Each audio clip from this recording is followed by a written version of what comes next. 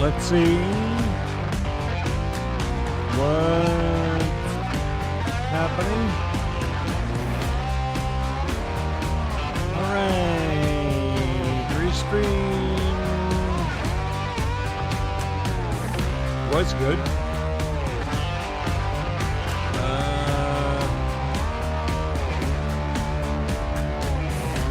All right, Twitch. It's all right.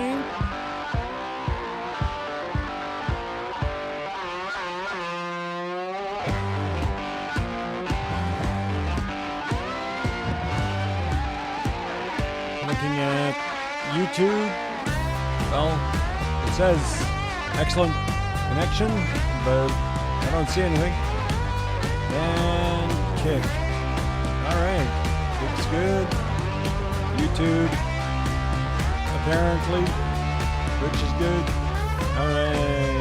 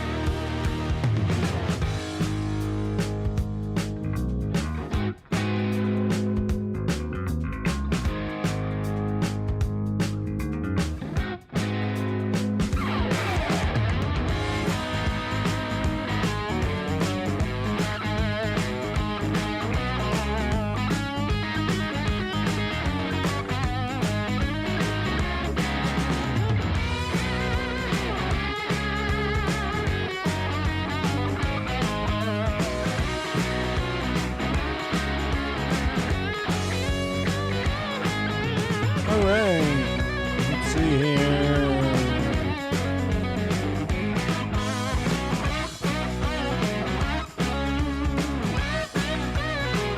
Bring that down. There we go. Somewhere like that. Let's see. Hello. Well, we'll try something different. So, we're in a different category. Hey, Botrix. We've got licensed music. And we got some things to talk about. The main one is that when you think in grandparent frame, right? What is the difference between, and this is one of these, okay, this is pretty obvious, but women have babies. That's what's special. So why don't we make that what's special? The baby. That would make total sense.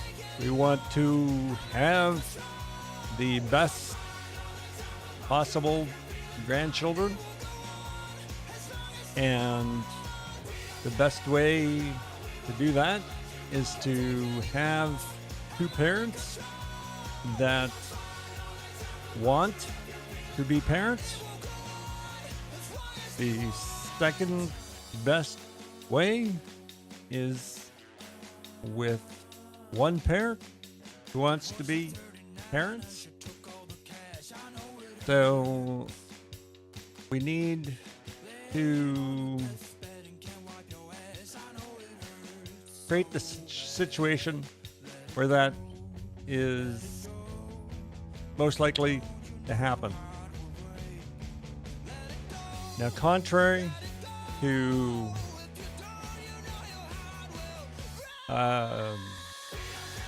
some evidence to the contrary,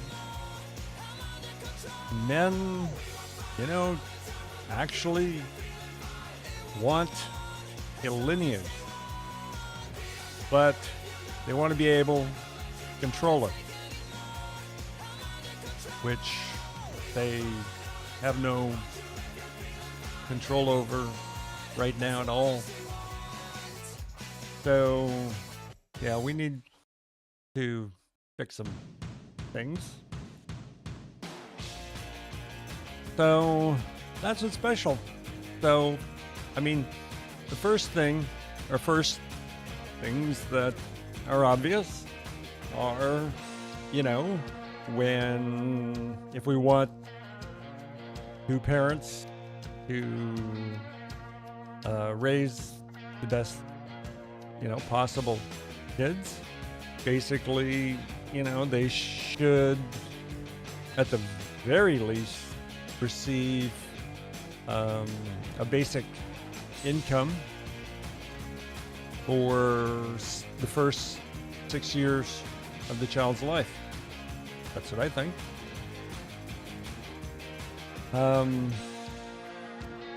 That would be one thing. Or with that would be to relieve that. That would become state responsibility. Yeah. And how do we pay for that? Well, you did see last night's. We'll get into that.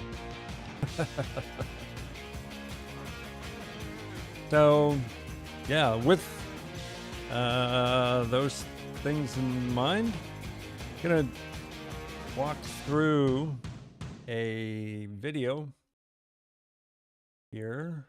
If I get the right video. Hope this is the right one. And this is going to be by... Hope this is right. What? Okay, we'll find out. We'll find out. Okay. Right. Every day it's some new. Back to my old setup on stream. So this is the Happy Wife School. Good men will be shocked to know this about their wives and sex. All right. Let's check it out. And we'll talk about it as we go.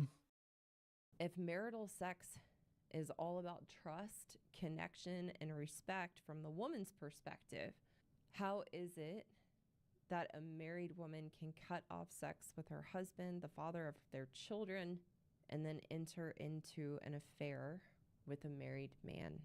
So my heart goes out to this man, and that it's clear this is what he's experiencing. And it's a very difficult situation to be in.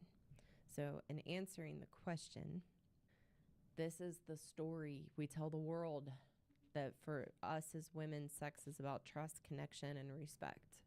That's a story, and it's a lie that good men don't know any better.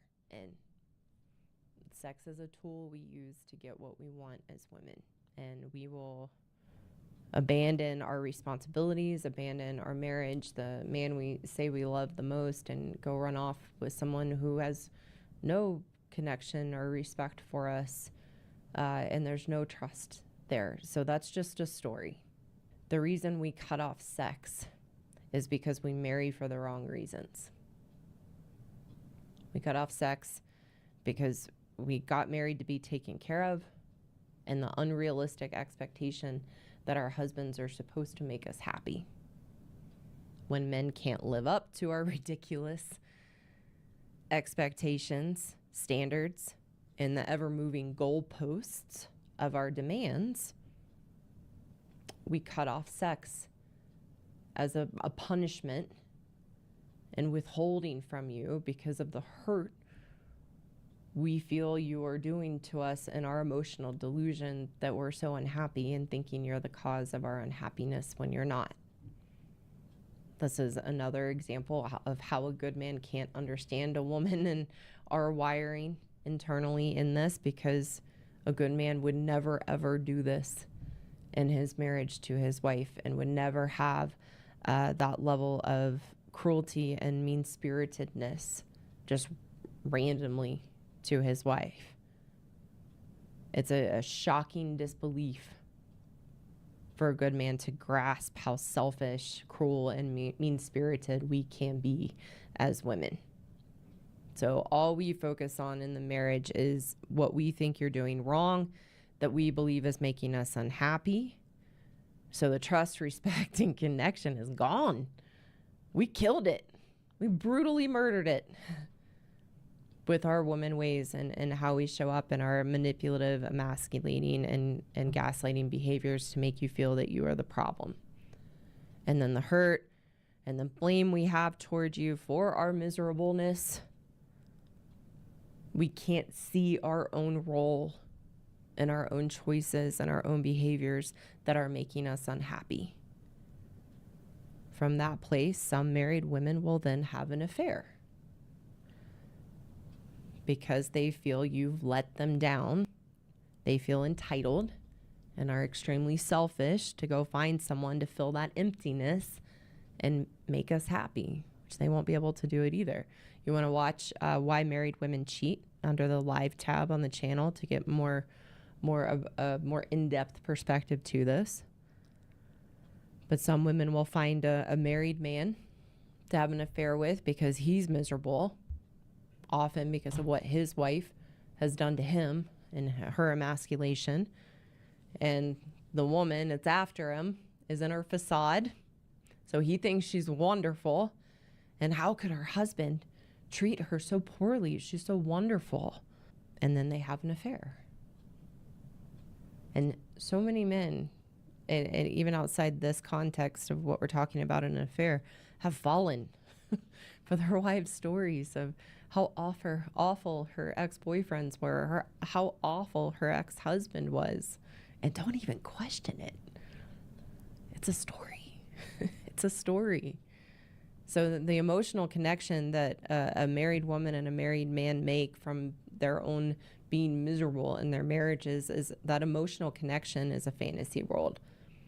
It's not based in reality. It's based in this fantasy of coming together and having something new and being able to relate to each other and how sad and lonely or unhappy they are in their marriages, and create a whole other false relationship that isn't going to have a strong foundation and won't work. Again, we're wired different. Men make a vow, make a commitment, and mean it. As women, we say our vows, but they're empty words. There's no commitment behind it. We don't even realize what we're saying or that we're even making a commitment. We haven't thought about the long haul of marriage. We've just thought about the wedding day or what we want out of marriage, but don't think of what we have to do to actually make the marriage work and make it good, or what we need to do for ourselves to be happy in ourselves. And because then there's no commitment behind those vows, we can't see how our choices, such as having an affair, married man or not, affect and impact our kids, our husbands, other people. There's just no awareness of that because we feel entitled to what we want that we think will make us happy. So the solution here, women, you've got to learn to be happy in yourself, to feel good about who you are. You need to grow up and get out of the fantasy land that your husband is supposed to make you happy, and that there's some other man out there that will make you happy. No, wherever you go, there you will be. It's you. So working on yourself to build a relationship with yourself and to be happy. Hello again. Thank you so much for taking the time to watch today. For those women listening who know you are the problem and you want a path forward to change your woman ways and truly be happy in yourself, I have a course for women called the Happiness Program. And the Happiness Program teaches you the link so that if you are so inclined, you can go ahead and check that out. So, yes, some interesting pearls here. I don't remember where they were. Internally in this, because a good man would never ever do this. Realistic expectation that our husbands are supposed to make us happy. When men can't live up to our ridiculous expectations, standards, and the ever-moving goalposts of our demands, we cut off sex as a punishment and withholding from you because of the hurt we feel you are doing to us and our emotional delusion that we're so unhappy and thinking you're the cause of our unhappiness when you're not. Interesting. This is another example of how a good man can't understand a woman and our wiring internally in this, because a good man would never ever do this in his marriage to his wife and would never have that level of cruelty and mean-spiritedness just randomly to his wife. It's a shocking disbelief for a good man to grasp how selfish, cruel, and mean-spirited we can be as women. So all we focus on in the marriage is what we think you're doing wrong, that we believe is making us unhappy. So the trust, respect, and connection is gone. We killed it. We brutally murdered it with our woman ways and how we show up in our manipulative, emasculating, and gaslighting behaviors to make you feel that you are the problem.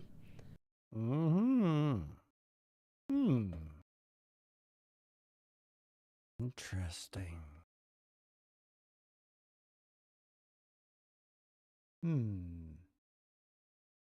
Well, I do believe, in my experience, that would be, yeah.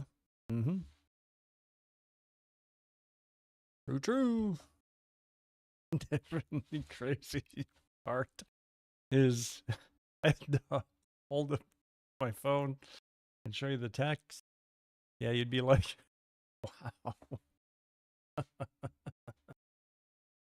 Should be loud. Yep. That's loud. Woo! All right. We got some other. If there's any questions, that'll be our truth. There we go. We're gonna go tomorrow. What's tomorrow? I didn't do the pre-show. I might redo the pre-show all together.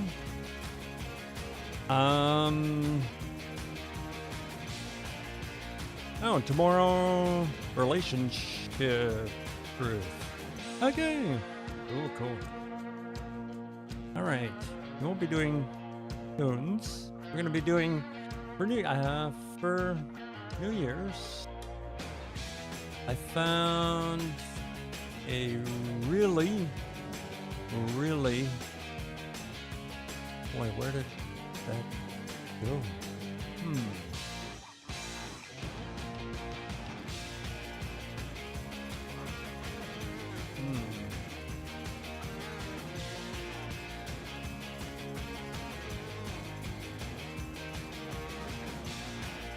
Yeah, I guess it's right here. We'll go to a video. Oh, you know what? Hang on. Whose video was it that I watched for 2025? I'm gonna find my history here.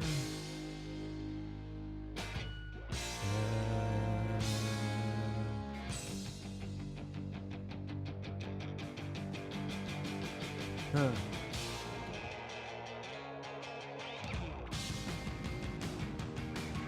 Yeah, let's see it. With my history.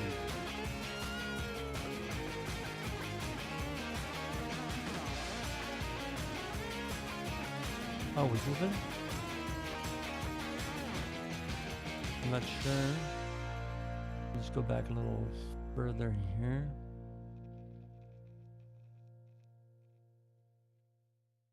Yeah, that must have been it. Raise your fist in the air. Raise your fist in the air. Raise your fist in the air. Okay, that's Raise your fist in the air. this video. Pause that. This video is awesome. It's kind of long, and maybe we'll talk about it. Want to see as my V? you And by like. V, I I mean, mean this V. like- See, as a woman, if I'm talking, Here's my advice to make 2025. Here we go. This is Alex Ramosi. That's his When I was advice young, my for father gave me this crushing advice. Rich 2025. people buy time. Poor people buy stuff. Ambitious people buy skills. Lazy people buy distraction. Whoa. Rich people buy time. Poor people buy stuff. Ambitious people buy skills. And lazy people buy distraction. Oof. That's pretty brutal.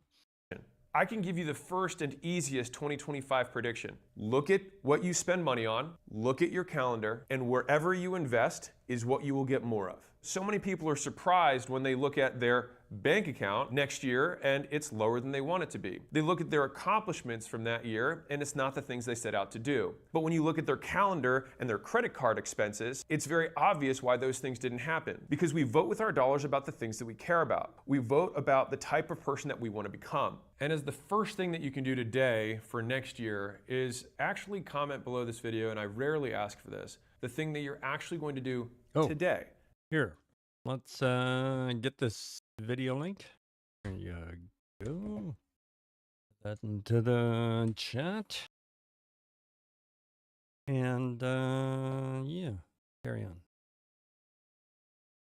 Not what you're going to begin doing next year or what your resolution is going to be, but if it's important enough to do for future you, it's certainly important enough to do for current you, because current you, by the way, is the only you that's ever going to enjoy life. I'll give you this story. So I remember when I was, a few years back, I was walking with Layla and we went to Sephora, which is like a makeup store. So we walked inside, I'm sitting, standing there awkwardly because I'm like, I don't know what I'm supposed to do here. There's this lady with the smock who like helps out, and she had these two girls who were young. They must have been maybe, about this old. I'm guessing between 9 and 40, who knows. She's leaning over and she has these two paintbrushes in her hands and she says, okay girls, now that you guys are women, you need to start budgeting for this stuff because you're going to be spending money on this every single month to do your makeup. And so the girls grabbed them, they were super excited, and they went to go check out. And I saw that exchange as actually a really beautiful lesson when it comes to identity. Our priorities we dictate by what we spend, not by what we say.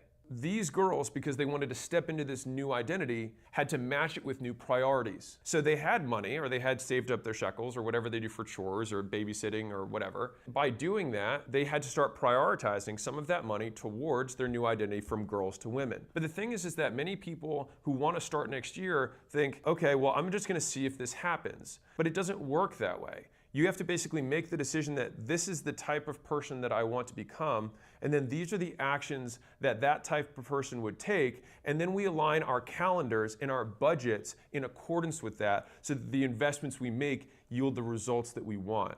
But the thing is that people want to say, hey, wouldn't it be great if I owned Apple, but they never buy the stock? If you want to be that version of you, you need to start buying stock in that today, both by paying in time and paying in money to vote with your dollars about what you truly care about. And the reason that I'm hitting this so hard is that it's never been easier than it is today to be successful.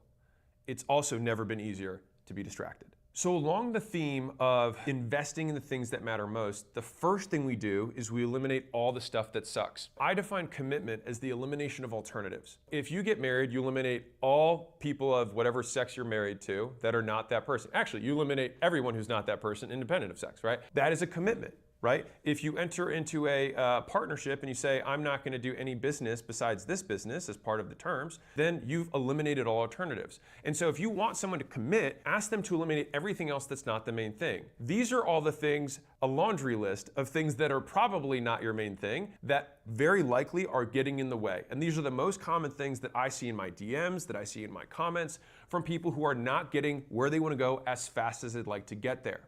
No one seems to know this, but Amazon actually has a $50 million fund that they have to pay out every single month. First big category is bad friends. So if you want better friends, get used to seeing them less. Better friends are busy friends. So I remember when I started working more and some of the friends that I had were a little bit more ambitious, I started realizing that the people that I liked the most, I actually didn't spend as much time with, and the people that were always available were the ones that I didn't want to become more like. Here's 5 questions you should consider when thinking about whether to keep a friend in your life or cut them. Question number 1 is, if someone told you that you're a lot like your friend, would you take that as a compliment? Second, are you truly fulfilled by the friendship, or is it just someone to keep you from being lonely? Third, are you able to be unapologetically yourself, or do you feel the need to act differently to please that friend or to be around that friend? Fourth, do you like who this friend is right now today, or do you like the idea of the friend and who they could be someday? And then finally, 5, would you want your future or imagined child to be friends with someone like this person? And I think it's a really wonderful litmus test because it forces you to take a look outside of yourself in order to have perspective from a third-party angle on the true quality of that person. But the reality is that rare people are by definition rare. It's normal to have fewer of them. And so if you only have a few friends or one good friend, then that's normal if you want rare and exceptional friends. If you have many friends, it's far more likely that the bar for your friendship is too low. And to give you a filter that I actually used for the most important friend in my life, Layla, I like to think, does this person have the same scale of goals that I have? So it doesn't mean that they have to have the same goals as you, but it has to be the same level of goals as you, because at least you're going in the same direction. So that's number 1. Number 2 is, do they have the same level of dedication and commitment to those goals? Because I don't know about you, but I had plenty of friends who were like, I want to be an NFL player. I want to be a really rich tech entrepreneur. I want to be a touring musician, right? And they had these goals, but I'm like, dude, I see you just playing Fortnite 4 hours a day and you practice guitar once a week. Like, do you really want that? Or do you just like saying it because it makes you feel good? And so I wanted people who walked the walk. And I wanted people who would keep up with my pace. And if you are someone who's ambitious, and this is me just talking specifically to you because there's only a few people who are watching this who really are, and you'll know that if it's you, you have to get used to being alone. Because there are seasons where you'll basically transition from one group of friends into another. And it's not even a group of friends. You'll usually transition from a group of friends into no friends. And then you'll find 1 or 2 people who are at a new level. And then sometimes those people introduce you to some of their friends. And if you keep walking and you keep outpacing, then that group will then start retiring past you. And then maybe one person stays with you, maybe no one does, and you'll have another lonely period. I'm saying this because I used to think that there was something wrong with me, when in reality, I just didn't understand what the nature of being exceptional meant. And so I'm saying this purely from a definitional perspective. To be exceptional means that you are the exception. It means that you are not normal.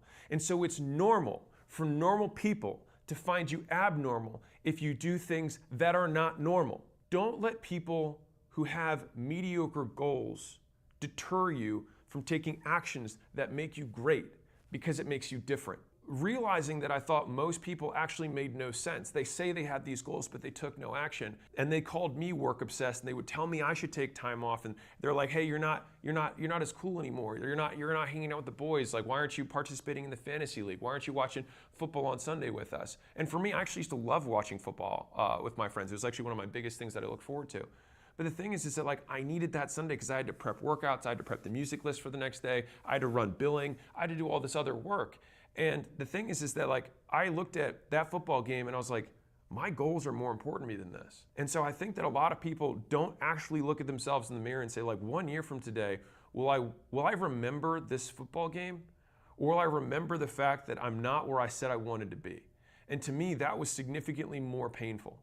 Now, this is an uncomfortable fact for a lot of people.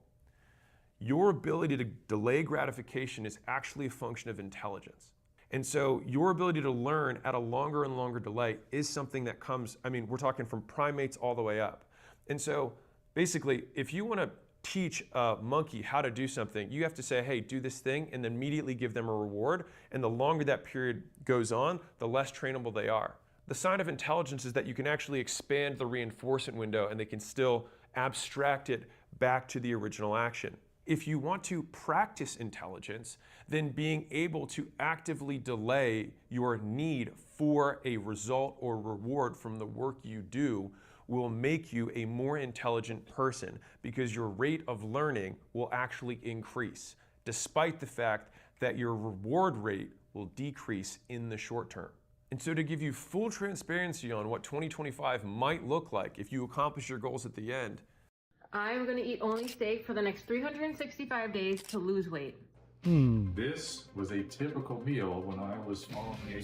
You might have a different friend group or no friends at all for a season because you don't become like the people you admire. You become like the people you want to impress. Harvard made this wonderful study years ago about the best predictor of someone's long-term material success was what they called their reference group. Now, this has been misquoted in places by the 5 people you spend the most time with, but it's actually the 5 people you compare yourself to. And that's a very big difference. Now, I want to take it a step further because I think to myself, what are the things that affect our behavior? And so it's really about the people that you want to impress, not necessarily even who you compare yourself to, because it's the people whose voices you hear when you're about to make a big life decision. And so when you make a big life decision, you don't listen to the people closest to you. You should listen to the people closest to your goals. And some of them may not be in your neighborhood or your city or your state or your high school or your college. They might just be people you follow on the internet. And you have to abstract, what would that person think about this decision? Not my mom, not my homie, not my uncle, or that person at church. And so I think this is a great transition of thinking through, instead of necessarily even having mentors, having heroes, and transposing what you think their decision-making calculus would be onto your life. And so what's interesting is that I will have conversations with entrepreneurs and they'll say, hey, here's my current condition, this is my desired state, this is what I perceive my obstacle to be. And I say, okay, well, what do you think? And they're like, well, I think you're gonna say I should do X, Y, and Z. And I'm like, you're right, why aren't you? They're like, well, and the thing is that basically what they answer with after that well is, in essence, other people's opinion who aren't at the place they want to be. Here's the uncomfortable truth, which is that winners focus on winning, losers focus on winners, and you never receive hate from above, always below, because winners have their eyes on the goal, not on other people. Ooh, winners focus on winning, losers focus on winners. They never receive hate from above, always below, because their eyes are on the goal. And so you have to decide whether you want to be a loser or a winner. And I'm just being real with you. What this looks like in reality, and maybe for you in 2025, will be like this. First, you look like an idiot to everyone else while you try to figure it out. Then, everyone else looks like an idiot for ever doubting you. Seasons. And so everyone takes a different amount of years to stop giving a fuck about what everyone else thinks. And if you're going to get there eventually, you might as well start today and enjoy the benefits longer. So if I'm 85 years old, I think about what that man cares about. And that man cares about very, very little. All you have to do is talk to an elderly person or a grandparent and be like, what do you think about this? A lot of people are like, who cares? Like, it doesn't matter. Life is literally too short. They literally don't have time for it. And so I think to myself, if that's the ultimate version of me, if I'm going to get there eventually, and that's what the wisest people think after having the most life experience, then why would I not try to cheat code that into today and then not have to go looking back from 85 and think, man, I wish I knew then what I know now. Look forward to 85-year-old self and say, I am going to choose to learn the lesson I know I'm going to learn and act as if I knew it today. Because the difference between them and you is that what they consider work, you consider life. And so you have to accept that you have a fundamental different understanding of how life works. And I believe that is a more accurate view of reality. The reason that the rich can get richer is because they see the world differently than the poor. And so it makes sense that if your poor friends don't see what you see, that they see through the lens of poverty. And all my goal in life is to be able to see reality more accurately. And so in the beginning, you have to develop this armor, this thick skin around people saying those little snide comments of like, you work too hard, you're too obsessed, you have a toxic work capacity, and why are you working weekends? Why are you working late nights? You're not, like, this is not worth it. They're not paying you enough for the work that you do. All of these different things, because eventually that armor on the outside actually just becomes one with you and you don't even hear it anymore. Because I can promise you that those people who were in my life decades ago, they're just not even, I don't hear those claims anymore for two reasons. One, because my reality changed so drastically that they couldn't say anything. And secondarily, they're just not in my world anymore. Here's the big secret about women. We want you to flirt with us. We even don't know want you why to get sexual I get with us. these Desire us. ads. I was only able to get here because what they deemed acceptable, I deemed intolerable. How far you go in life, I truly believe this, is based and predicated only on one thing, which is your actual standard. And so I believe that the person who runs any company or runs any division should be the person who has the highest standards. And if there's ever a day that someone has a higher standard for acquisition.com than me, they should run this instead of me, because they would be the one who's best serving the company. And so the person who should have the highest standard for you is you. And so it makes sense that they have a lower bar, but why would I listen to their bar on my life? I think that that standard is the one thing that rich kids get from rich parents more than anything else. Is because they have an expectation of life. They don't accept opportunities that are below that standard. And so Whoa. Hold on.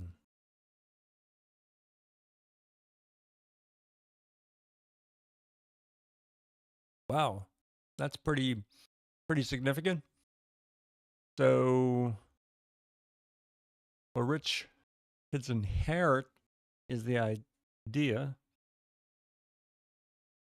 to have high standards and don't accept anything below that bar, that anything below that opportunity. Interesting. And that whatever your bar is your bar, not someone else's. So they actually get their huge leg up on the pick, on the vehicles that they choose to pursue. And so one of the tougher parts, if you're not from an area where people make a lot of money, or not from, you don't know anybody who's a super successful entrepreneur, is that you basically have to borrow someone else's measuring stick. And you have to say, is this the standard that Elon would pursue? Is this the standard Bezos would pursue? Is this the standard Jobs would pursue? And if it isn't, then why are you doing it? If you want to be like them, then act like them. If you want to be like your friends, then you can act like your friends, but don't be surprised that you have what they have or lack what they lack. If we're thinking about elimination, we're eliminating bad friends and tangentially their opinions about you that are affecting your behavior. So the next thing are what things are playing interference on your time and your attention. All right. So I would say opinions of other people are affecting your behavior and your decisions. I think that your environment affects your efficiency of behavior. So think about how much more you get per hour of output. If you can't sit still, ignore notifications, and focus on one task for 8 hours straight, never expect to build anything great. And as uncomfortable as that is, it's also the truth. Like, I don't know a single incredibly successful entrepreneur that can't sit down and have hyper-focused periods of time, sometimes weekends, weeks at a time, where they don't talk to anyone and they just hammer away. And it's whether they're coding for software or they're making some insane marketing campaign and all the email follow-ups and all the text follow-ups and the affiliate promotions and incentives, or someone who's creating a product that they're designing and they're in the shop and they keep tweaking at it, or there's somebody who's hyper-scaling a company and saying, I'm going to sit in 20 interviews a day for 7 days straight so I can hire 20 people this week because I need to get going, right? Like, if you can't sit still and ignore notifications and focus for a day, nothing great will get accomplished, because it's not about what you want, it's about what's required. And whether that's your best or not is irrelevant.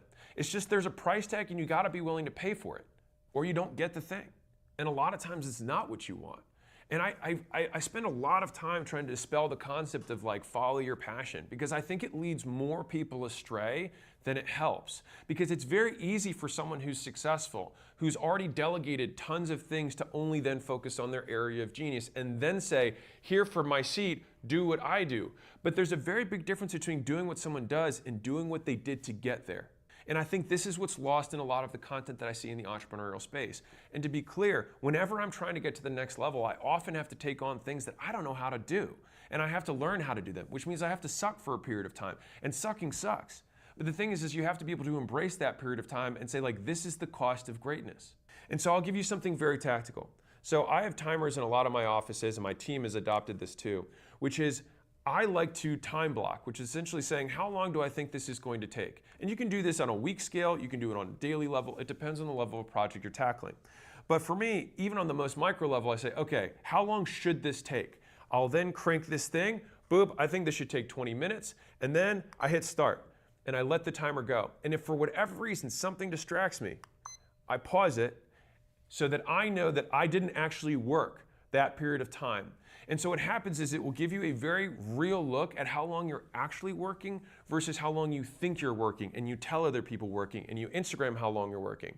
And as I've become more efficient at work, meaning my output per unit of time has gone up, I've realized that there's just been a significant decrease in the distractions that I allow to interrupt me. Again, if you want to stay focused, staying focused is not like zeroing in and saying, I'm going to do it just like I'm going to just zoom in on this thing. It's more that focus occurs when you remove everything else. What's left is focus. And so Jerry Seinfeld has this famous process that he talks about with writing. And I think writers are also wonderful people for talking to for deep work, because it's the nature of the work they do. One of the things that he did, and he has done for years for his stand-up so he can script it out, is that he locks himself in a room that has no windows and has nothing but a yellow notepad and a pen. And he tells himself that he has to go in that room and he doesn't have to write, but he can't do anything else. And so what ends up happening is that writing occurs as a default. And so focus kind of works the same way. You eliminate everything else to create focus. You don't try and push harder while also having these disruptions. Boom. Wow. So focus is the elimination of everything else. Jerry Seinfeld's method was to lock himself. Well, I don't know if he was locked in, but just a room, table, chair, yellow pad, pencil, no windows, nothing. And he had to just sit there. I think, if I recall right, Stephen King, he had, I think it was a time period. I don't know if it was a specific place, but he had a specific time period that he had to write. Whether it sucked or not.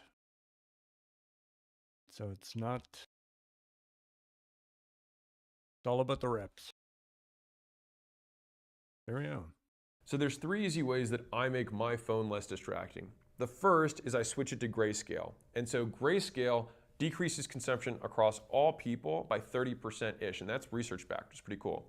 The second thing is turning off all notifications across all apps on your phone, because you never want your app to be dictating when it's convenient for the app to disrupt you. Like, how ridiculous is that? But we let apps have that permission. Most phones and people want to push notifications to you. I want to pull them when it's convenient for me. The third thing is other people. And so I have a mode on my phone where no one can get through. And when I do that, then I can reach out to them when it's convenient for me. Because if it's actually an emergency, call 911. And if it's not a true emergency, then it can wait. And my team wanted to remind me that I don't email. I heard in, I think it was like 2016, that Bill Clinton didn't use email. And I was like, if he's the president and he doesn't use email, I cannot use email. And so my team doesn't contact me via email. And so if you can eliminate entire channels, that's also an easier way to concentrate fewer flows of communication. And here's the thing, it's always harder, takes longer, and costs more than you think it will. That is a reflection of poor expectations, not that reality is bad. And so it makes sense that it would be harder, take longer, and cost more. Because if it didn't, then everyone would have it. And if everyone had it, then it wouldn't be worthwhile. And so literally the difficulty of the task that you embark on is proportional to the reward that you ultimately get, because you are the asset that you build more than the achievement. And so if it's hard, that's amazing, because it will make you that much harder once you conquer it. And it will also make it harder for anybody else who wants to follow in your footsteps. And so the higher up the mountain you climb, the thinner the air gets, and the rarer the climber or explorer must be in order to get there. And so I don't know about you, but I would so much rather climb a mountain that so few people have been able to climb, so that I can see a view that other people haven't seen. And so speaking of expectations, let me talk about the worst expectation of all, which is entitlement, which is the expectation of life or other people to give you something without earning it. And I think that this is a virus in today's culture right now. And so there's the famous quote, hard times create strong men create good times create weak men, and weak men create hard times. It makes sense that right now we have a lot of weak men, because it's been pretty good times. The good news about that is that it's so easy to beat them. You just have to show up, be on time, prepare the night before, remember people's names, actually follow up when you say you were going to, and try like you mean it, rather than trying like you want to get credit for trying. And I see this is this thing that's pervasive right now, is that people will comment or they'll DM me and they're like, hey, I'm trying really hard, as though I'm supposed to give them credit for trying. The world doesn't work that way. It gives you credit for achieving. And the reason that you want credit for trying is because you want it to cost less, take shorter time period, and be easier.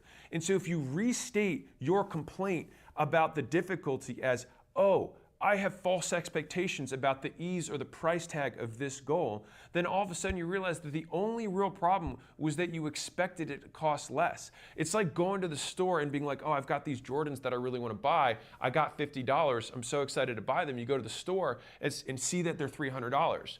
At that point, you can just say, Jordans aren't for me. Or you can say, oh, I will have to keep working and keep saving so that I can afford this.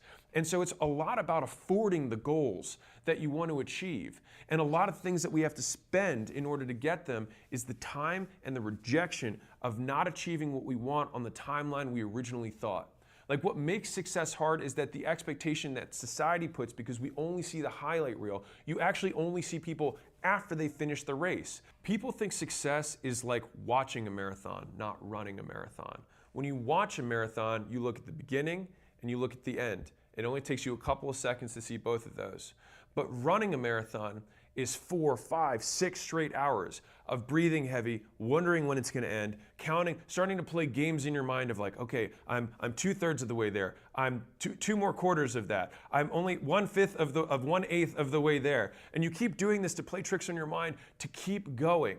But the thing is that in a mile marker race, it's very clear to know how you're going to get to the finish line and how long it's going to take.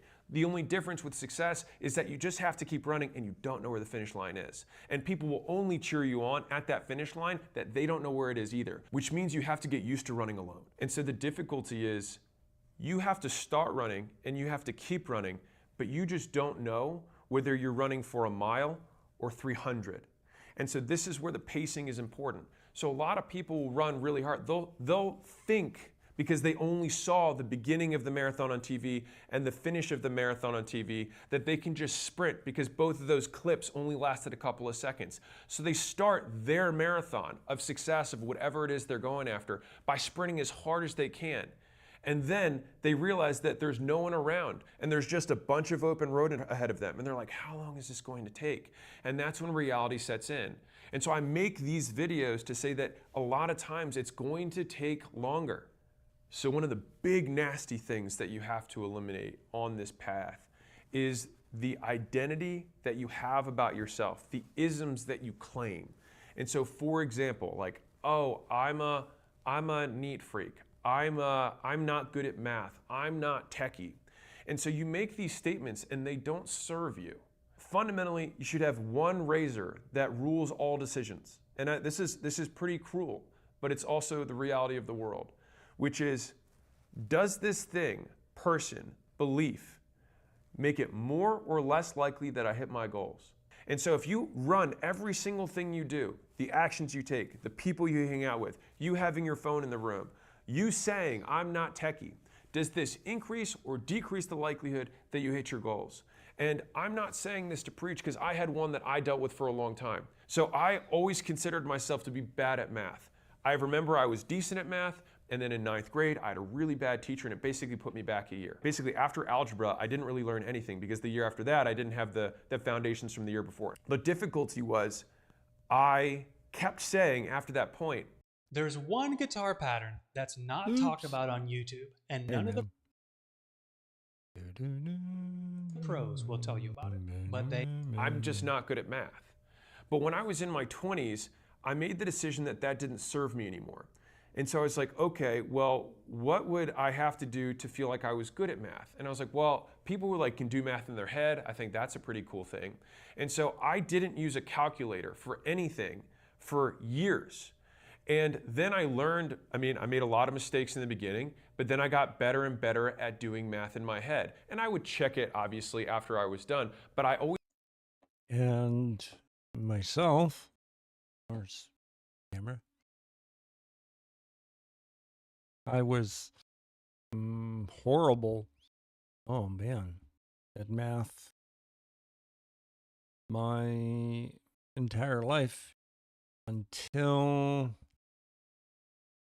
when I decided to go back and get my degree. I don't remember, in my 30s, 40s, late 30s, early 40s. I hadn't done anything harder than, change at the grocery store. And I knew that in order to get my degree, I'd need calculus. So I decided that was the first thing I was going to, if I was going to fail, that's what I was going to fail on.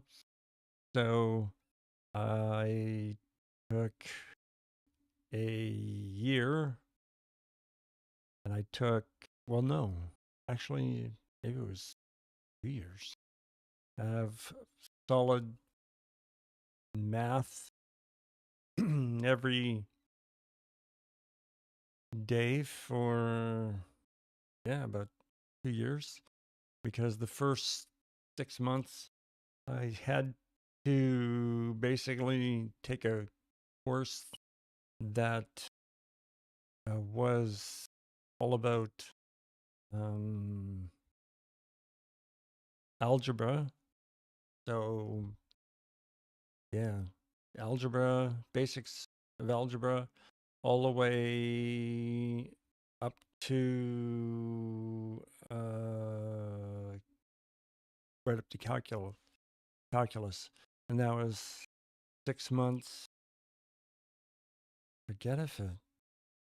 Well, it didn't matter if it was 3 nights or 2. I wound up working on homework every night for hours. And then,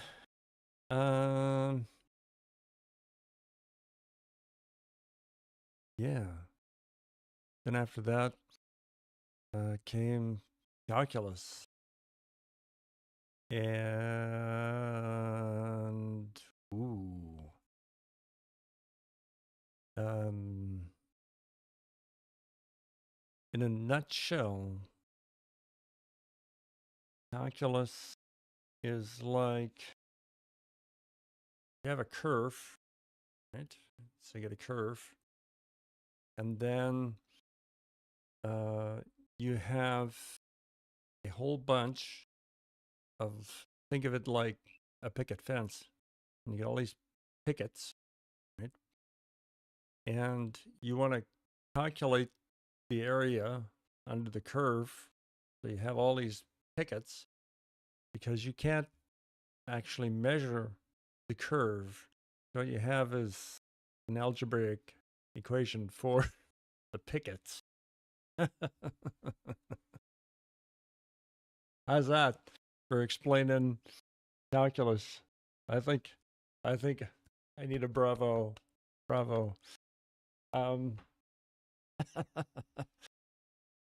And the yeah, so that's what it's for, calculating area and of a circle, and knowing that and using like multivariant. Never mind. But we can use that to like measure the curves and project, the curves of spacecraft around planets, and do some pretty amazing stuff. So, yeah, calculus actually is it goes, algebra goes somewhere, guys. Also, on that math front, one of the other things I had to take was discrete mathematics, which I really, in my educational opinion, should be taught earlier. At least some of the ideas, because that's where you really get introduced like into probability, and those kinds of like mathematical proofs, like why does 2 plus 2 equal 4? You can figure out if a mathematical truth is true. There's ways of doing it. So that's kind of discrete mathematics, because it's kind of like once I hit that, I was like, oh, it's a game. The game. Got it. All right.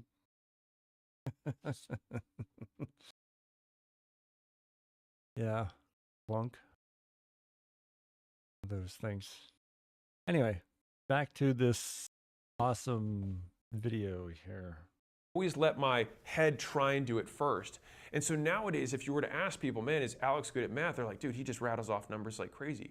But the thing is that until I was in my 20s, I thought I was bad at math. And so it's like we are so much more pliable than we think we are. And we had something that set us on a trajectory a little bit earlier in life that just gave us maybe a little bit of disadvantage. Fine, because you just have to get over it. Everyone's childhood was difficult. And if you want to win the award for hardest childhood, congrats, you win. You feel better? Right. No one cares about what happened to you then. Only what you can make happen now. All right. We gotta talk about this one. Okay. So everyone's childhood was difficult. Get over it. And if you want to win the award for hardest childhood, congrats. You win. Feel better? Right. No one cares about what happened to you then. Only what you can make happen. Make sense? Okay.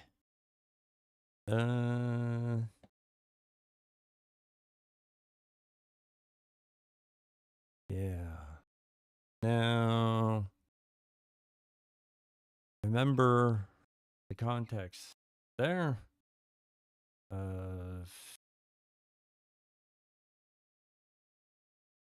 Identity.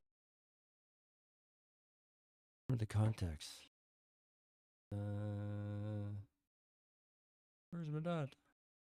The dot. The pale blue dot. We're all on the dot.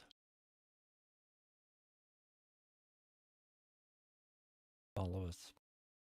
Yep.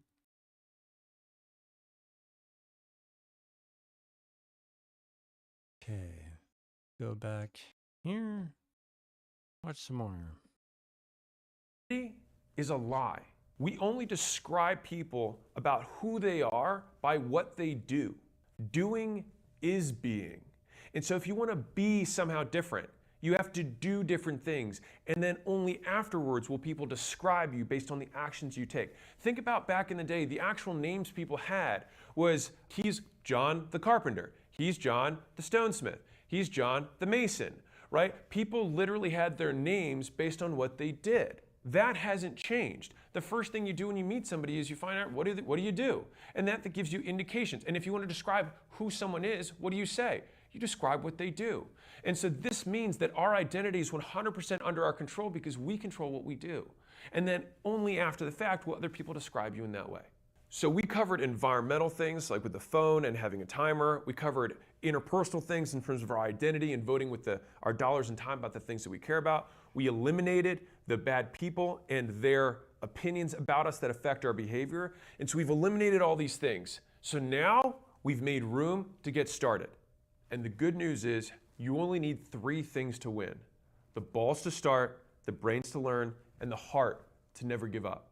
And the best thing is you already have all 3. Oh, yeah. Is that the truth?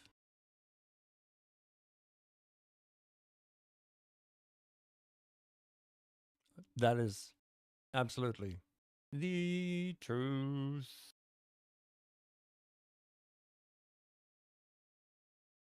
And for the girls, you have gonads, so it's fine. It still counts. And so my ask of you is to make the commitment. Now this is, again, the elimination of alternatives. To make the commitment to never stop. And so it doesn't mean that I'm asking you to commit to be successful. I'm asking you to commit to keep running, to keep walking the marathon. Even if you have to pant and you have to slow down, you just can't stop. And so the best way to hit next year's goals is to not wait until next year to work on them. It's to start now.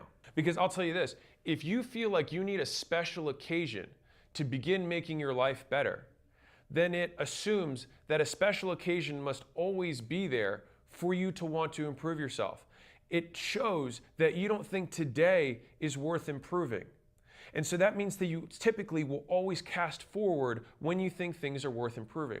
And so the easiest way to vote with your action is to make today the only day that is good, because it's the only day you have control over. My hot take, which shouldn't be, is you don't have to wait until January 1st to better yourself.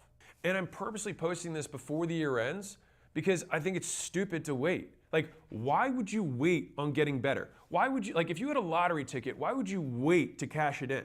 You would cash it in as fast as humanly possible. And that lottery ticket is the life that you want on the other side of this. Why would you wait? Here's a harsh truth. You're young. You've got time. False. All that lie does is extend how long it takes people to realize tomorrow isn't guaranteed. Nothing is going to be easy. Get over it.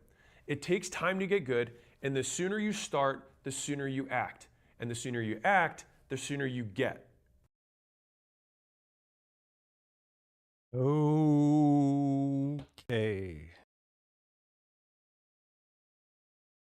Let me get out of the way. Because that's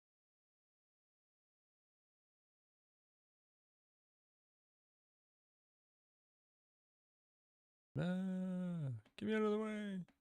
There. Well, whatever. Tomorrow isn't guaranteed.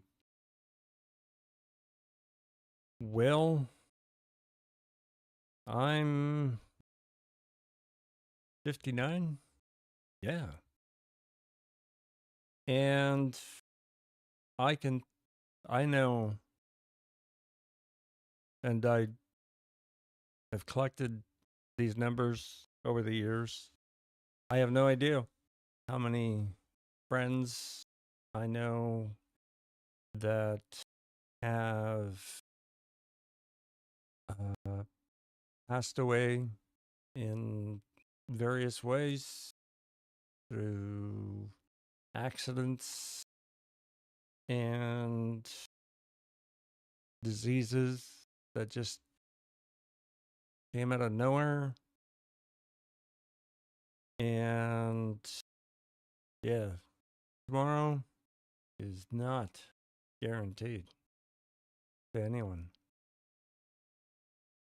And nothing is going to get easy.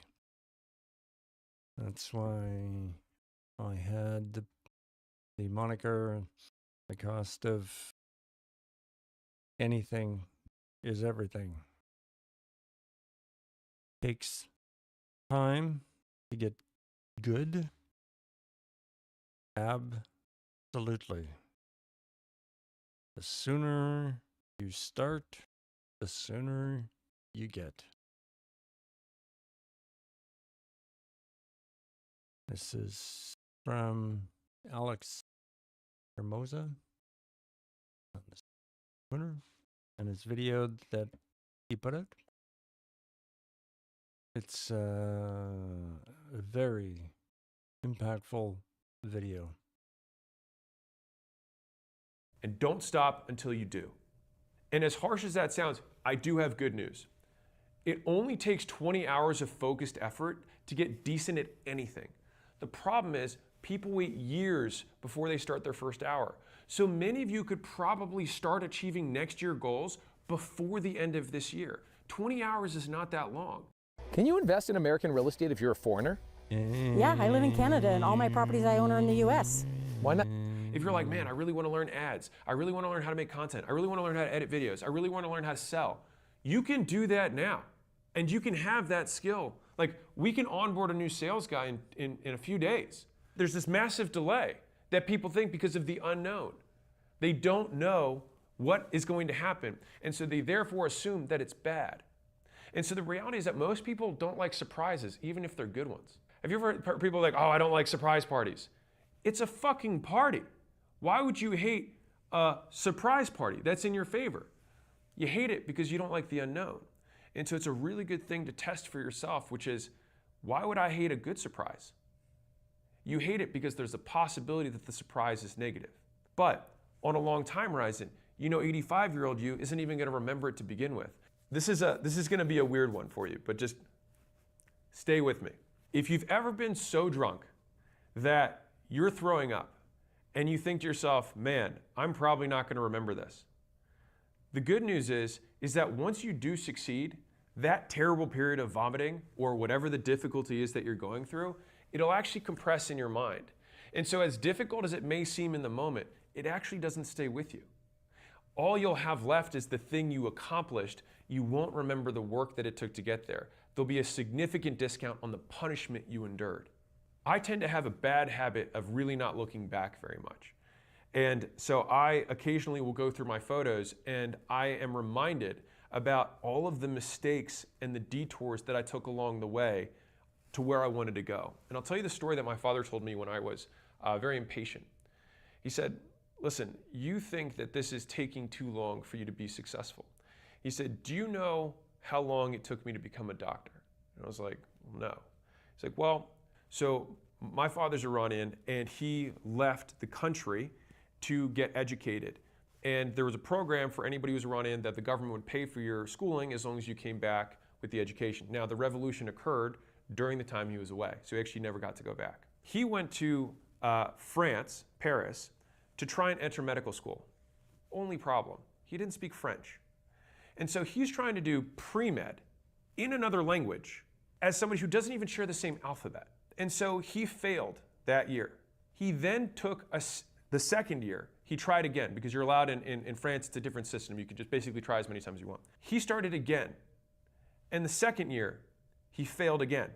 And then he talked to his brother and he's like, I don't know if being a doctor is for me. Like, I just feel like, imagine this, like failing 2 full years in a row.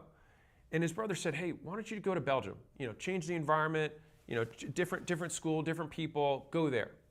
So he went to Belgium, and then his third try, he made it past his first year. Now, mind you, at this point, he had 2 years of learning French, and so he was able to finally actually understand what the professor was saying. So was it that he wasn't smart enough to understand how to become a doctor, or was it that he just had other skills that he lacked along the way? And so a lot of people right now are judging the fact that they didn't succeed because they somehow think it's some innate trait. I'm not smart enough, I'm not good enough. But sometimes you just lack some prerequisite skills, right? Like if you're like trying to learn calculus and you've never done arithmetic before, it's gonna be really hard, right? Dare I say, impossible. And so if you jump straight into calculus, you're not gonna win. So sometimes you have to take 2 steps back in order to build the foundation to get forward. Now, I'm gonna keep the story going. So he then graduates in 7 years, because how long it takes. The actual medical school system is different in Europe. They actually do college and the next degree all as one thing. So 7 years later, he graduates. Okay, then he's this Iranian dude, can't go back to his own country, meets a girl in Belgium. She says, I'm from the US. And so he comes back to the US with the lady who would eventually become my mother. And when he's in the US, his doctor, his MD, doesn't apply here. So he then has to basically do it again in the United States. And in order to do this, you have to get a residency. Now, getting a residency as someone who's a foreigner back then was pretty tough. And so it took him 2 years where he had to basically work minimum wage jobs. He was like, he had to like run slides, like radiology slides back and forth as like a runner, a courier, when he was a full surgeon. But he couldn't do it here in the US. And so imagine how emasculating it is, right? Where your wife comes back, she was a US citizen and had all this other stuff, right? And she got her internship immediately because she was US and she was a girl, whatever. And my father didn't. And so he then had to do 2 more years where he didn't have progress. So he told me this whole story, and then eventually, obviously, he got the residency, and then he was able to get in the path. But if you look at that, he basically had 4 or 5 years of his life where there was basically no net gain in progress towards his goals. And so he's telling me this story when he's 50, and he's like, look at my life now. He's like, no one knows. He's like, no one asks me how long it took. They just know what I have now and what I can do now. And so you have this idea that it should take a certain period of time. It should only last this long. It should be this level of difficulty. But the thing is that level of perseverance, when he decided to go out on his own and start his own practice rather than and left the practice that he was working in, he then didn't know anyone. And he still had a heavy accent, was a new guy in a new area, and it took him time to build up. And what did he do? My dad learned how to be a general contractor. He built his own surgical center because he couldn't afford having these outsourced third parties that charged $250,000 to build a surgery center. He built his for a fraction of that. And so it was my dad going to Home Depot, measuring and figuring these things out as a full plastic surgeon. It's not about the resources you have. It's about how resourceful you're willing to be. Right now, getting started is 100% under your control. And I love taking this frame, which is that every self-made billionaire is self-made. Now, if you're like, wait, there are billionaires who aren't self-made. Right, that's why I didn't say all billionaires. Every self-made billionaire is self-made. And every self-made millionaire is self-made.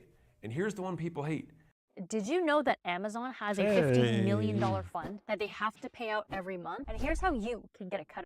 Every self-made person in poverty is self-made. Now, that may make you feel uncomfortable. And you know what? You may be right. You probably did have more disadvantages. You probably did have things that worked against you. And now what? You're right. So that's it then for you. The rest of your life will never go the way you want it to go. The harsh truth here is, if you want to feel better, blame others. If you want to get better, blame yourself. And so, whoa.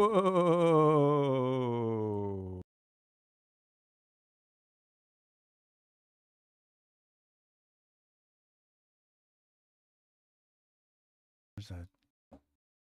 He then didn't know anyone, and he still had a heavy accent, was a new guy in a new area at the time. Think about, like, I tell the story, but it's very easy to gloss over. But think about this. I had left my job, went to a new area. Hang on. That worked against you. And now what? Control.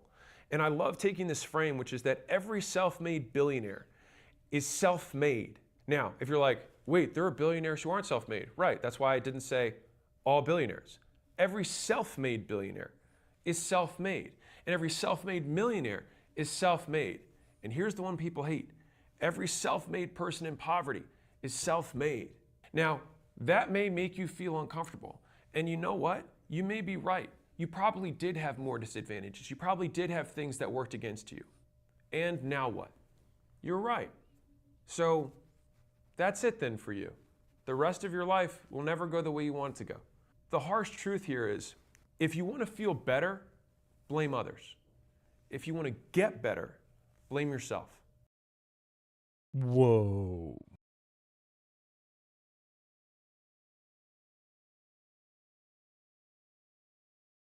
If you want to feel better, blame others. If you want to get better, blame yourself.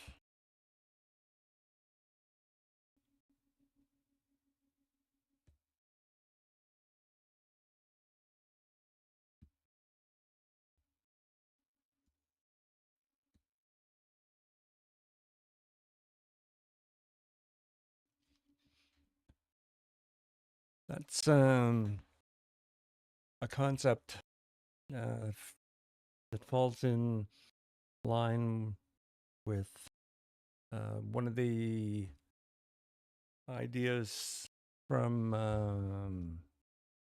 the program I went through. That is radical acceptance.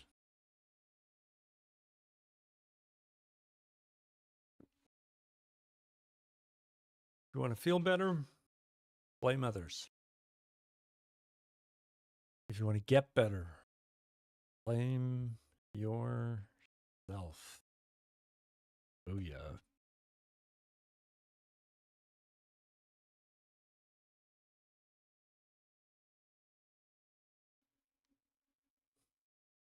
All right, let's keep on keeping on.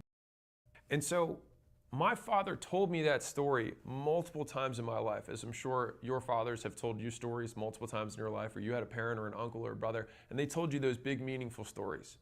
And so I'll tell you another time he told me it. So after I lost everything for the second time, think about, like, I tell the story, but it's very easy to gloss over. But think about this. I had left my job, went to a new area, didn't know anyone, started a gym, didn't have enough money to have an apartment, slept at my gym, just grassroots got it going, made the gym successful by working there every hour of the day, was finally successful enough to be able to open a second location, a third, a fourth, a fifth, a sixth, finally feel like I tasted success, like I'm actually doing something, I'm actually pretty good here, like that bet that I made actually paid off. And then I lose it all. And so I sell all those locations, I put the money in a new thing, and then it's gone.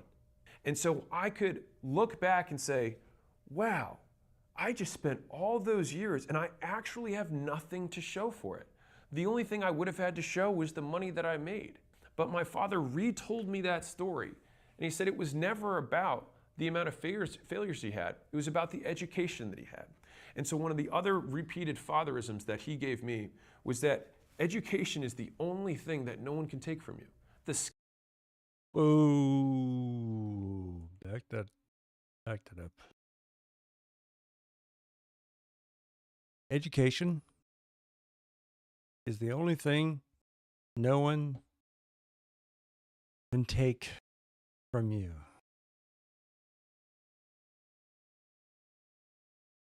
Wait a sec.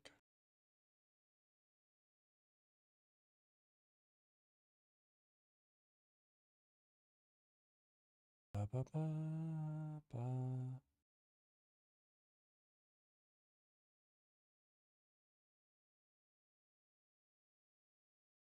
Education is the only thing no one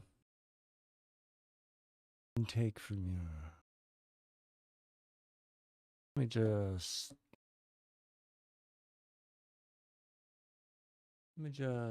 where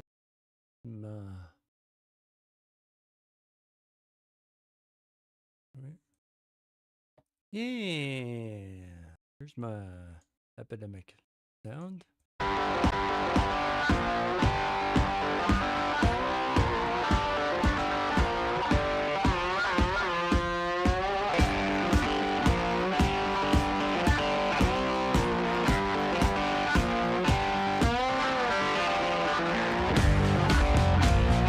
Ooh, that's kind of loud.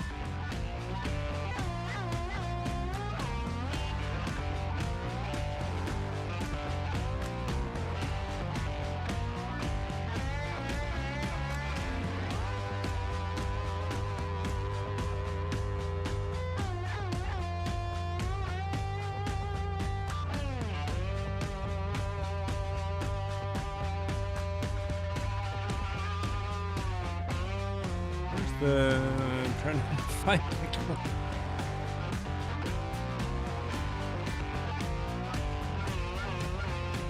Hey, let's go ahead here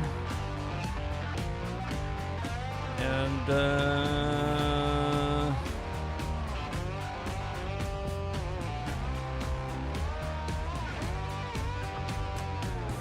boy, I wish.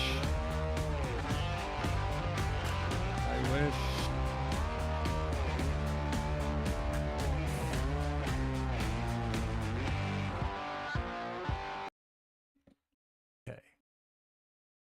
All right, back to this the skills awesome you have, the skills video. you acquire along the way are the only thing that are truly yours. There's nothing else in this world that actually belongs to you. Your clothes can get stolen, the belongings you have. And he said this from a place of reality, which is my family came from a country that took all of our assets. They seized everything. They seized land, they seized homes, they seized wealth. They just said, oh yeah, all that, that's ours now. Good luck. This may not be as real for people in the United States, but having people who everyone in my family had everything taken from them, that is very evident in how they talk to me and how I've always seen the world as these things are ephemeral. These material goods, the studio, the setup, the lights, the whatever, the platforms, like gone. But the thing is that my father came here with $1,000 because of the revolution and had nothing and built the life he has. And you can lose it all and gain it back. And so we've seen so many entrepreneurs who've actually lived through this cycle. It's actually a common thing in entrepreneurship. And it's because you have to understand and respect risk. The beauty of it is that after you fail, the likelihood that you're successful goes up, not down. This is the part that people miss. They fail and think it somehow decreases the likelihood of success, but it actually increases it. And so it's like you want to just get the failures out of the way. Why would you not want something that increases the likelihood to hit your goal? And the reason that it increases that likelihood is that failure is a requisite probability for taking action. And so anyone who has failed has taken more action than someone who's done nothing, which means it increases the likelihood that they are successful. And so when you fail, you get feedback. And when you get feedback, you get better. And when you get better, it increases the likelihood you win. Losers stay losers by never being willing to lose. Everyone loses before they win. Whoa, whoa, whoa, whoa, whoa, whoa, whoa, whoa, whoa. Who has failed has taken more action than someone who's done nothing, which means it increases the likelihood that they are successful. And so when you fail, you get feedback. And when you get feedback, you get better. And when you get better, it increases the likelihood you win. Losers Okay, I gotta get this. stay losers by never being willing to lose. Everyone loses before they win. All right. So what he's saying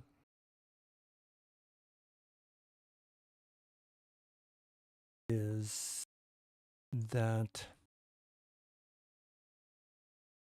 losers stay losers by never being willing to lose. But in order to win, everyone loses before they win. So you're going to lose. Absolutely. Before you can win. That's, yeah. Yeah, that's, right there. Oh, yeah. Diddle-doo, diddle-doo.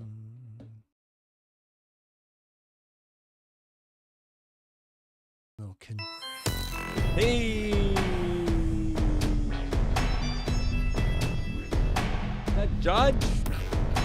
Hey, Judge! Woo! Hey, Judge! Woo!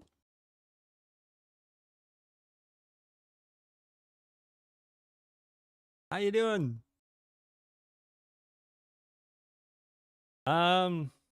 It's going, trying something little different.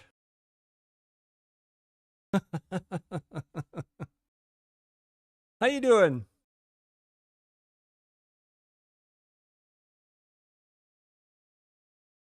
And congratulations on graduating. Oh, that's too bad. Who did I hear? COVID. Yes, for sure. Yeah, very, very excited for sure.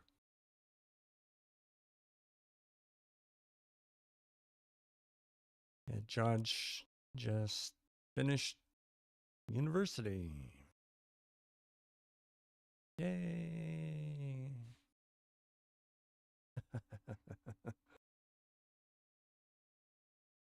Did you have a physical get together? Or is there, I guess there's one, would there be one in the future? Physical get together? Or is it?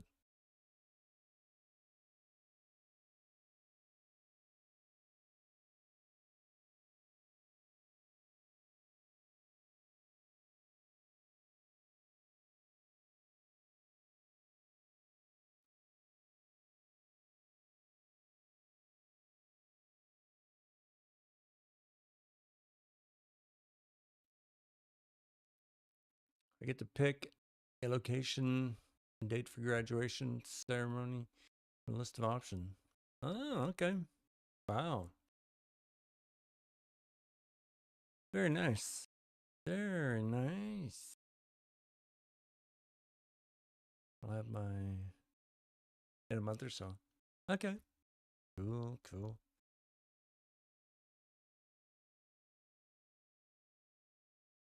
What is it, a bachelor of or associates? Or I'm trying to think of the different, well, not masters. BS. Okay. business administration. So bachelor science. Our bachelor's of science is BSc. That must have been around a later date for sure. Yeah, bachelor of science. Oh, that's interesting. What the heck? Trying to think, because I was going down the business path originally because the math was easier. That's a funny story. Yeah, I thought the math was going to be easier. Whoa. Yes, I chose to die, live or die on calculus, or or take accounting.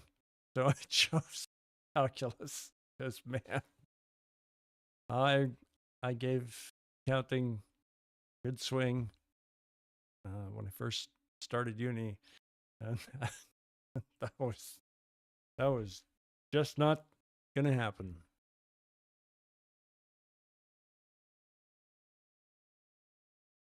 Yep.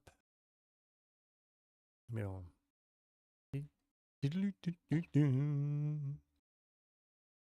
And get back to Mr. Formosa here. I can't hear it there. Where's my thing? See, we can listen to this music.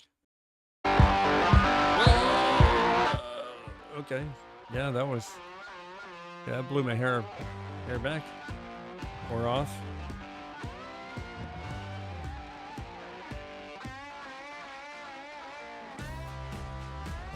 Yeah, this video is just full of nuggets.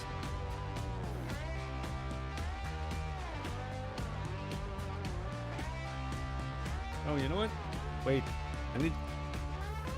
I drank more water for the day. Maybe I'll get a drink.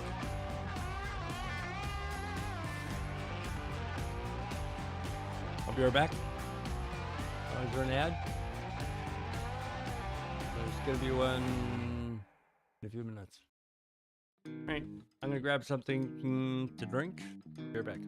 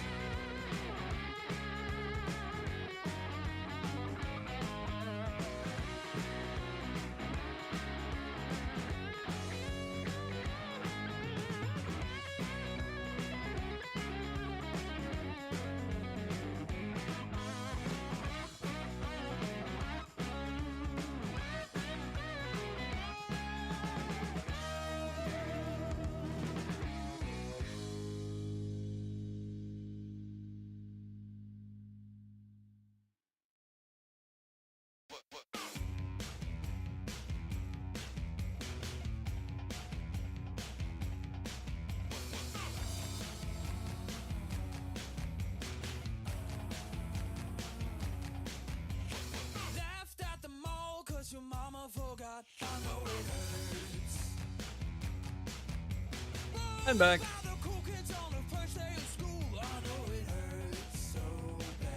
Oh. What are you still there, John?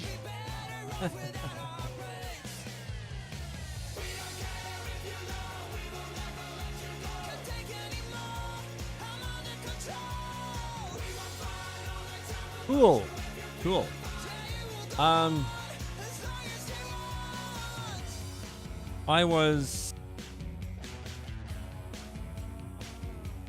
I step away for a couple minutes to refill my drink, though. Okay. I don't know. I'd be curious to see what you thought of the, I guess, some female truth. See what your thoughts were. If I can wait till you come back, no problem.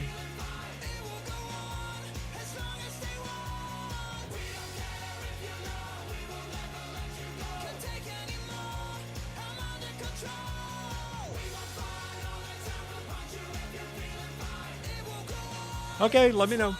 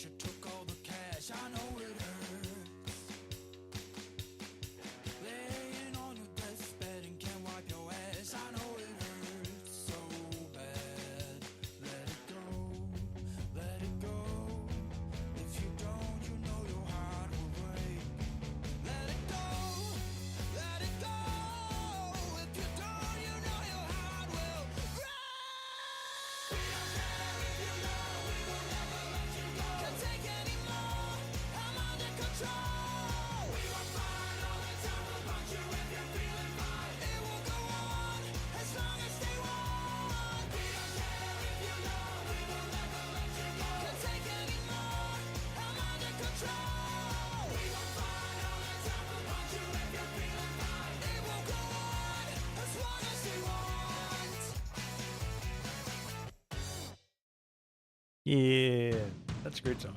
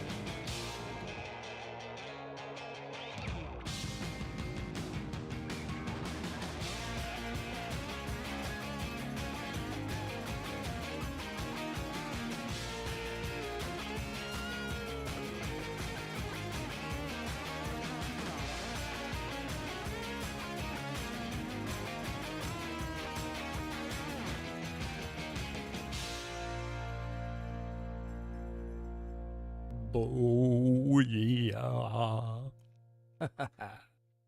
right. We're just waiting Raise for your fist in the air. Raise your Judge. fist in the air. Raise your fist in the air. Raise your fist in the air. Okay. Raise your fist in the air. Raise your fist in the air. Raise your fist in the air. Raise your fist in the air. All right. Raise your fist in the air. Raise your fist in the air. Raise your fist in the air. Raise your fist in the air. Okay. Raise your fist in the air. Raise your fist in the air. Raise your fist in the air.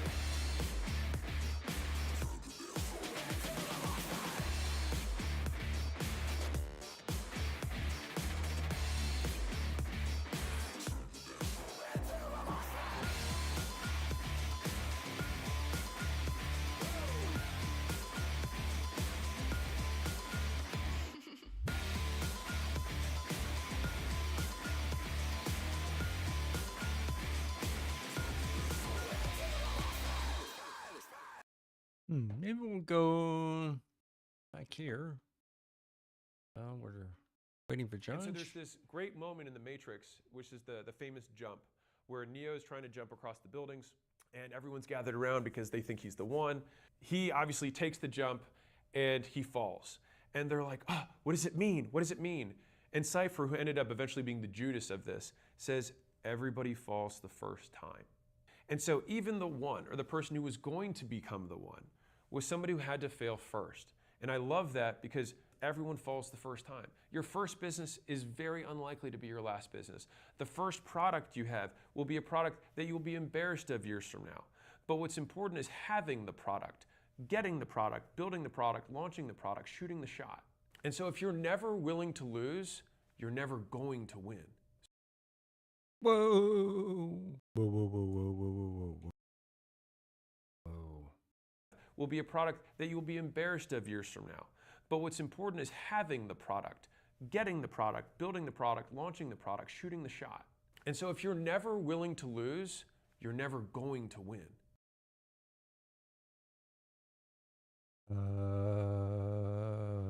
All right. Where's my stuff here? Yeah. Okay.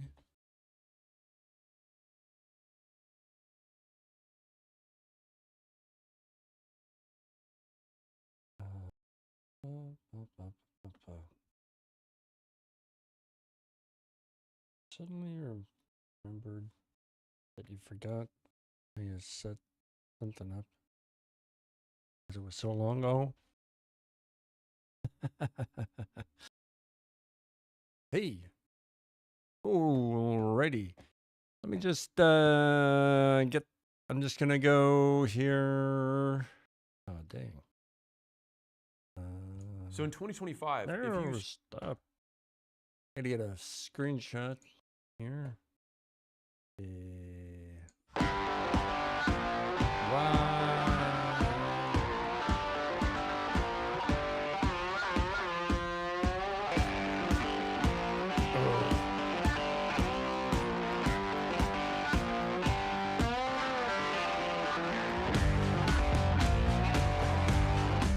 Oh well.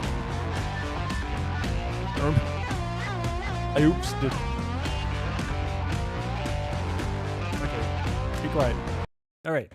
So, the topic I chose was a woman's truth, and basically, what that was, is the idea. I don't know if you're how familiar you are with the feminist concepts.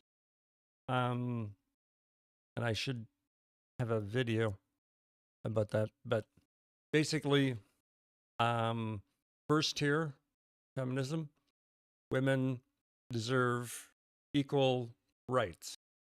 Right? Makes sense. Think everyone good with that? Second tier, women deserve equal pay for equal work. And I think everyone's good with that. No one have a problem. But then and I forget the next two tiers, third and fourth tier, but they kind of, each one kind of has this idea that women are special, and kind of have the idea myself that what is special is the kids. So the babies are special. Being able to have babies is special. So my thought is, let's try and make having babies special. And to do that, the best way would be to have two parents that opt in to this whole plan. And then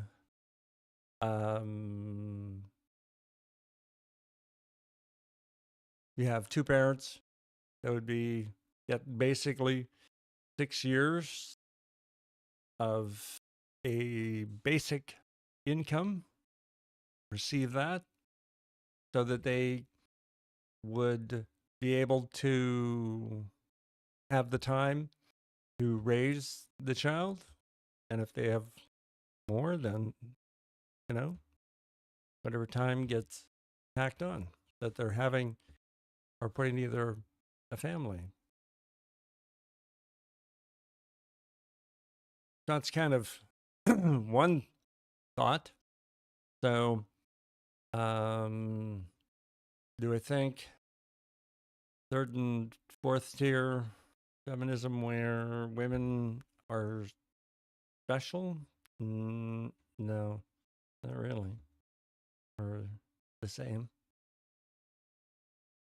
Same, except, of course, we're all looking for different things, so we can get into that. This was a video that is put out by, I think, good men will be shocked to know this about their wives and sex. So, well, it's an interesting video? I thought it was.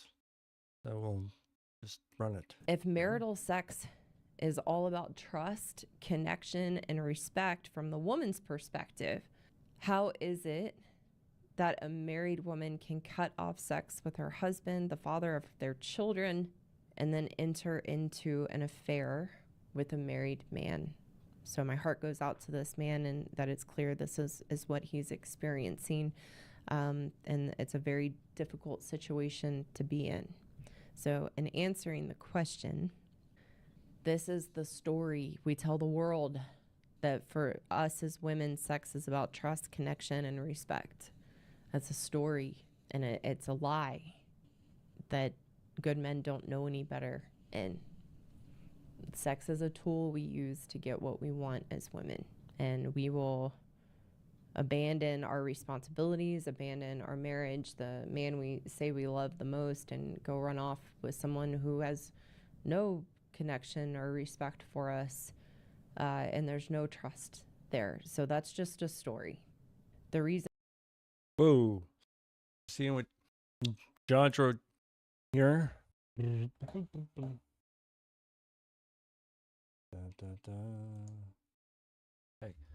I wish both men and women had better paternity leave.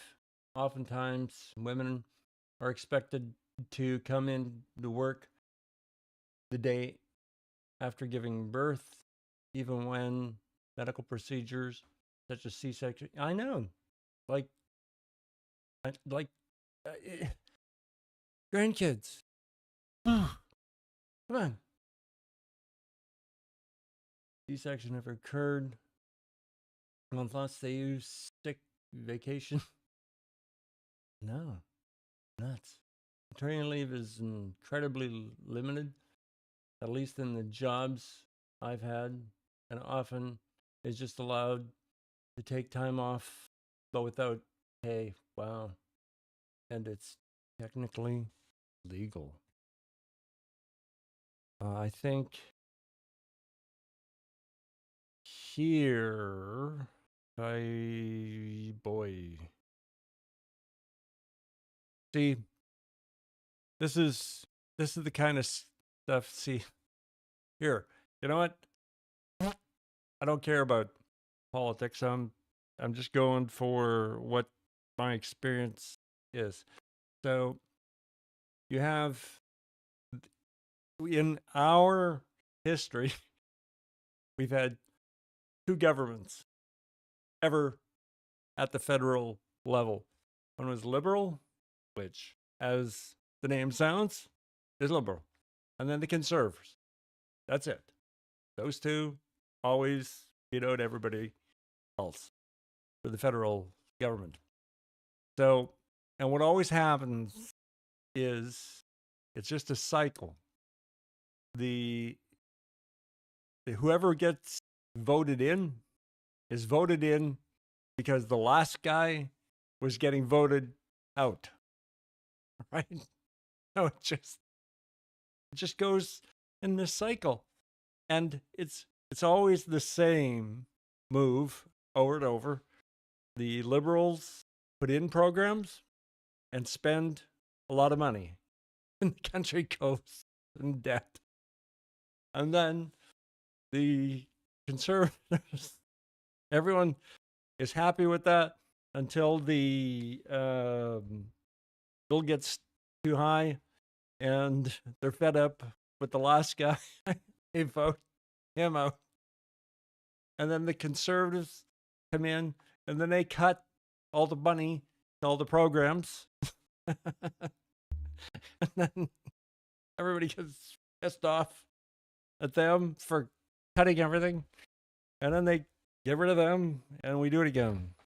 That's the Canadian political system in a nutshell. Where the hell was I going with that? Oh, yeah.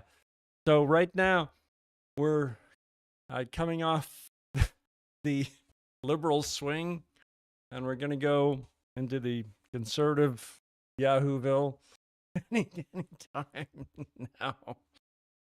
And this might probably be something to get cut, but at the moment, I believe we have something called employment insurance that you pay into, and under that, which is a federal program, you get 65% of your wage. And I believe, now I could be wrong on this, but it used to be 6 months. Or, yeah, oh, wait. It was a year, but you had to divide it between two parents. So one parent could stay at home, one could go to work. You could split it. That was the thing. So, like, if you could have one person on EI for a year, staying at home, or two people 6 months.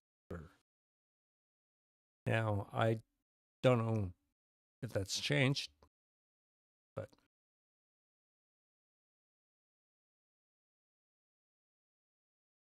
okay. So I was just going through this here. Back it up a bit. Did you have anything? Yes. Yeah, it's terrible. Better paternity benefit. Oh, did you see all the controversial crap? How we're gonna pay for this?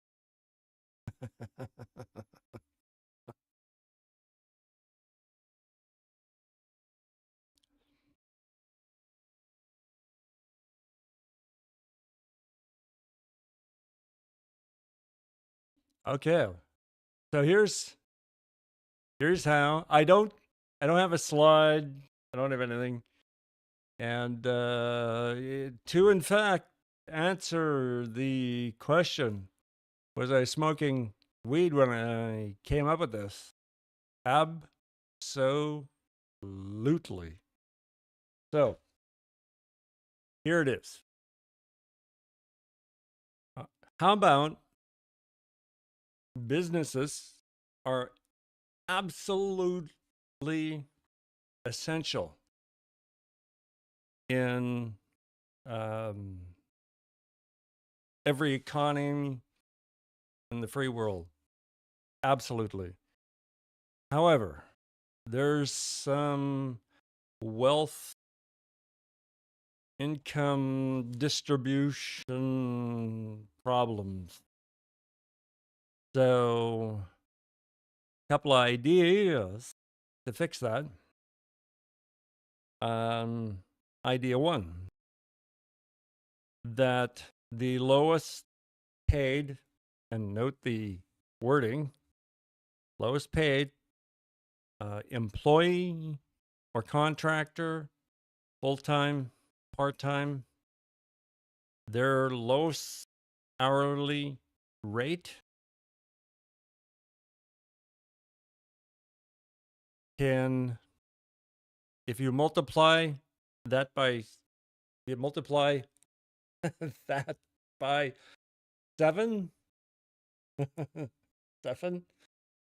that 7 times the amount of the lowest paid person per hour is the rate that the highest paid benefactor of the company can receive.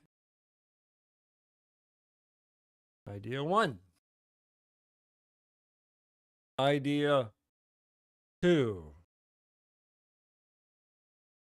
In order, essentially, people build businesses to make money, right?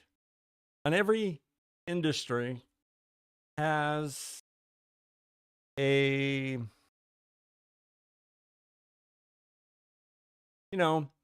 some some industries, the point at which they start to see a profit margin is different by industry, but we know generally what those numbers are. How do we know that? Well, I do know that IRS or the CRA here in Canada will certainly tell you at tax time if you're out of balance. And let me tell you, they got auditors that are more than happy to crawl all the way through that. So, yeah. So, whatever that healthy level is, and then, people do this to gain, investment wealth. Well, okay, healthy profit would be typically in the 17% range somewhere. Okay, awesome. So all that other stuff above that, yeah, that's where we got to do that wealth distribution thing rethink. And that would be, yeah, that's where we have we'll call them the elder council. And they would be the ones, tasked with things like food distribution, education,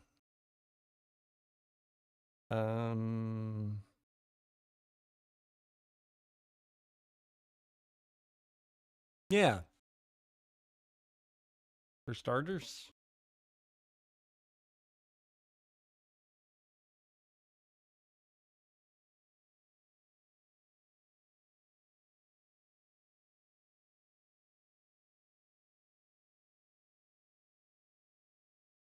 Yeah, so, what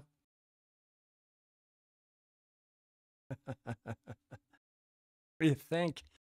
And I'm calling it Project 2035 for two reasons. One, because there's another project that's trying to get the power right now, and I want to talk to grandkids coming up after those kids. So, booyah.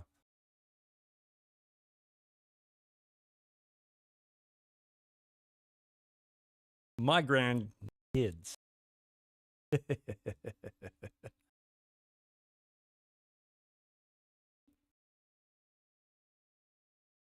So, yeah. The one of the questions, maybe it was in one of the training sessions somewhere, I asked the question, if you wanted to do something that you couldn't possibly succeed at doing. Well, this is what I do if I knew I couldn't possibly succeed.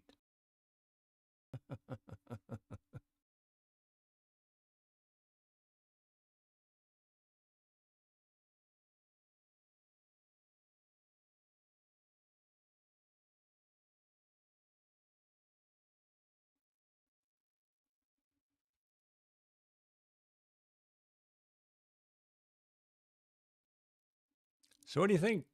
What do you think, Josh? have I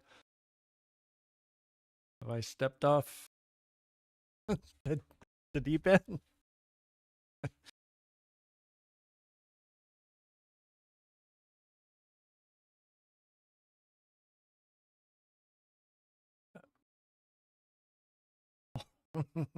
Yeah, I know, right?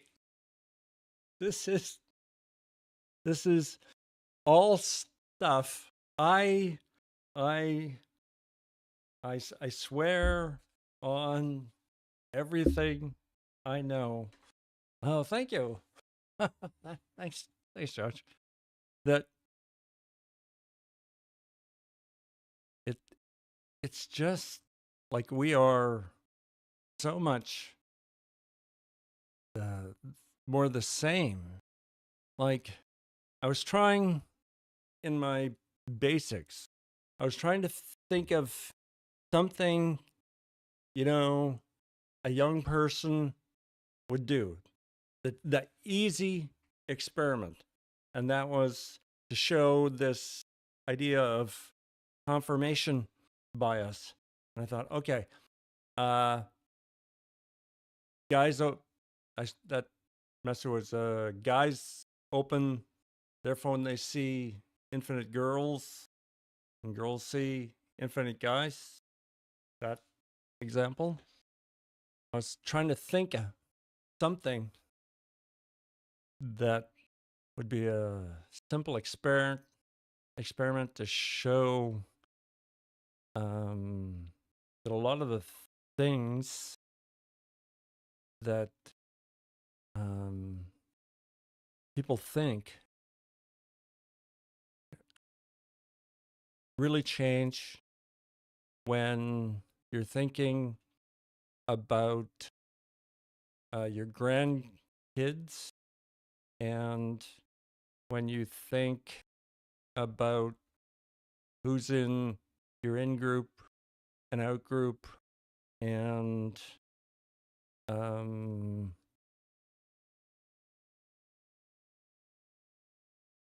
the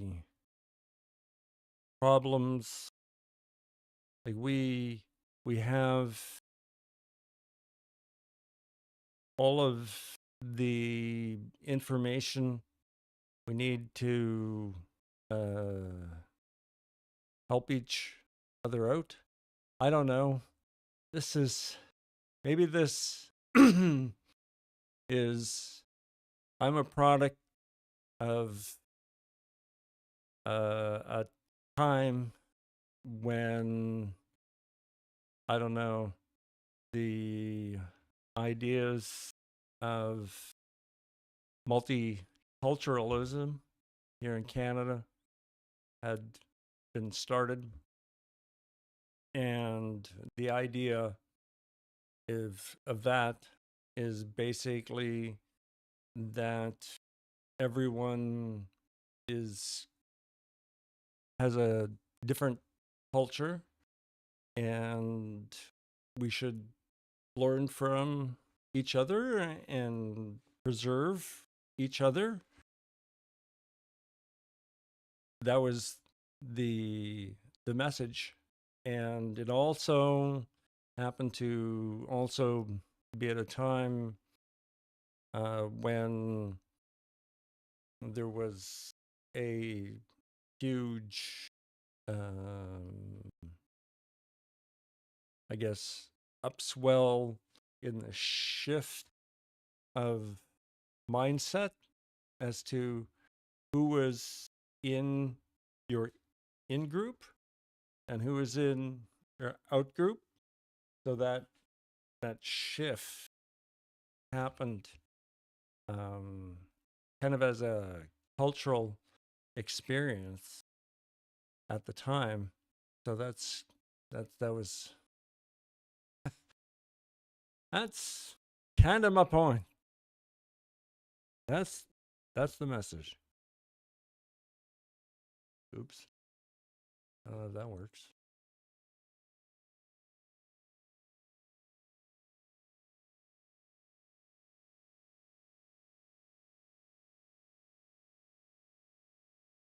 Well, that plus the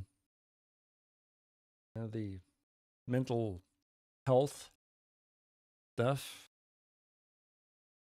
that I learned in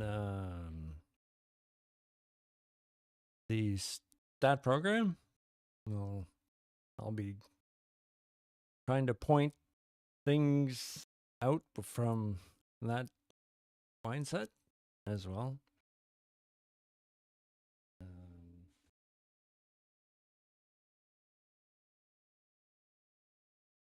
But yeah, I'll let this lady continue. I'm sorry, I don't know her name, but I do watch her videos and check it out. See what you think. And we will abandon our responsibilities, abandon our marriage, the man we say we love the most, and go run off with someone who has no connection or respect for us, and there's no trust there. So that's just a story. The reason we cut off sex is because we marry for the wrong reasons. We cut off sex because we got married to be taken care of, and the unrealistic expectation that our husbands are supposed to make us happy. When men can't live up to our ridiculous expectations, standards, and the ever-moving goalposts of our demands, we cut off sex as a punishment and withholding from you because of the hurt we feel you are doing to us in our emotional delusion that we're so unhappy and thinking you're the cause of our unhappiness when you're not. This is another example of how a good man can't understand a woman and our wiring internally in this, because a good man would never ever do this in his marriage to his wife and would never have that level of cruelty and mean-spiritedness just randomly to his wife. It's a shocking disbelief for a good man to grasp how selfish, cruel, and mean-spirited we can be as women. So all we focus on in the marriage is what we think you're doing wrong, that we believe is making us unhappy. So the trust, respect, and connection is gone. We killed it. We brutally murdered it with our woman ways and how we show up in our manipulative, emasculating, and gaslighting behaviors to make you feel that you are the problem. And then the hurt and the blame we have towards you for our miserableness. We can't see our own role and our own choices and our own behaviors that are making us unhappy. From that place, some married women will then have an affair because they feel you've let them down. They feel entitled and are extremely selfish to go find someone to fill that emptiness and make us happy, which they won't be able to do it either. You want to watch Why Married Women Cheat under the live tab on the channel to get more of a more in-depth perspective to this. But some women will find a married man to have an affair with because he's miserable, often because of what his wife has done to him and her emasculation. And the woman that's after him is in her facade. So he thinks she's wonderful. And how could her husband treat her so poorly? She's so wonderful. And then they have an affair. And so many men, and even outside this context of what we're talking about in an affair, have fallen for their wives' stories of how awful her ex-boyfriends were, how awful her ex-husband was, and don't even question it. It's a story. It's a story. So the emotional connection that a married woman and a married man make from their own being miserable in their marriages is that emotional connection is a fantasy world.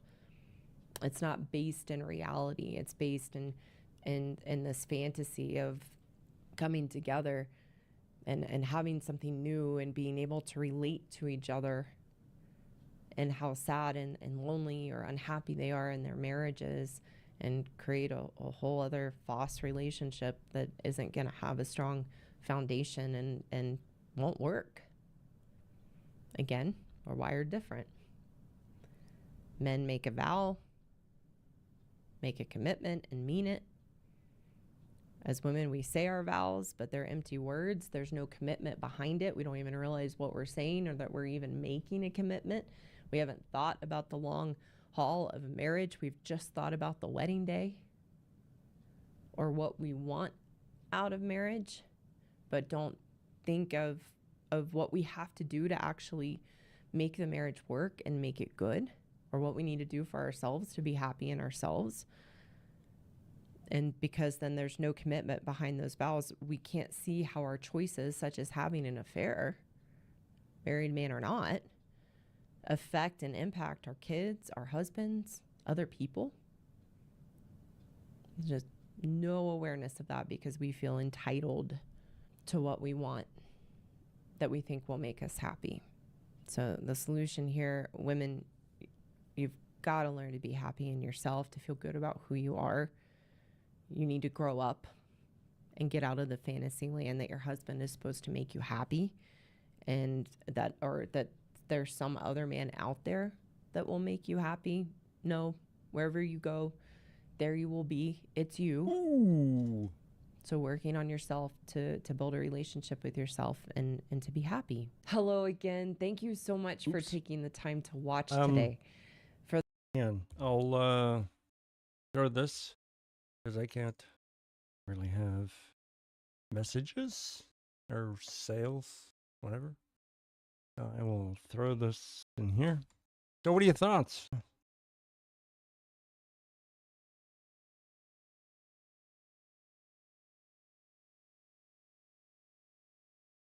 What are your thoughts?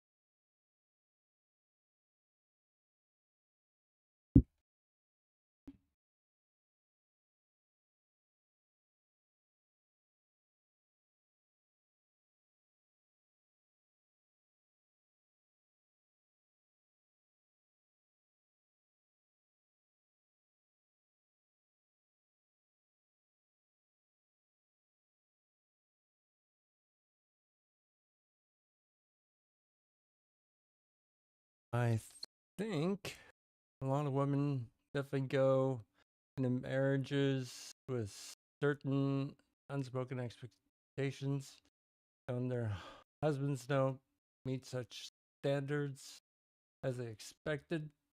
It damages in a lot of ways, for sure. It bleeds interpersonal connections and work too. Yep. So, let me think here. Well, what do you think?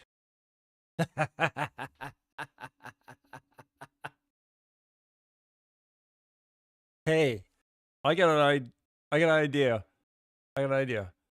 Okay, so you got my phone here, right? Okay. How do we run a poll? We run a poll, and we poll if this is a video I should text my ex.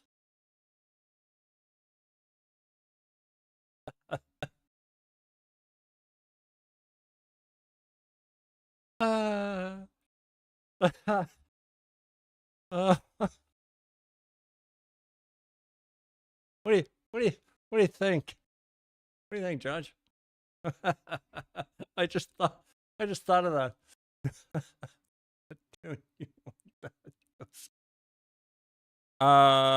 Well, actually,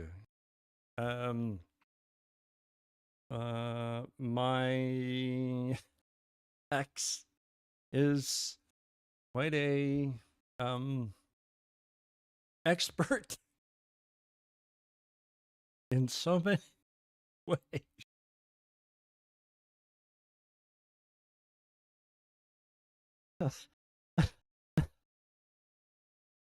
Oh. Oh my.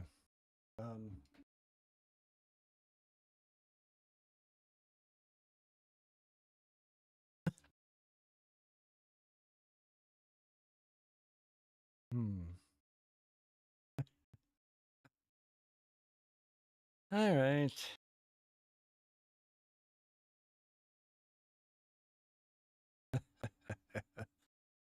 Oh.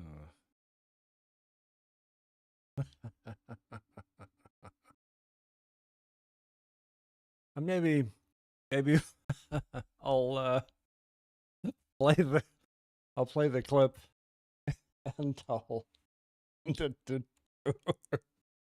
first, and then I'll get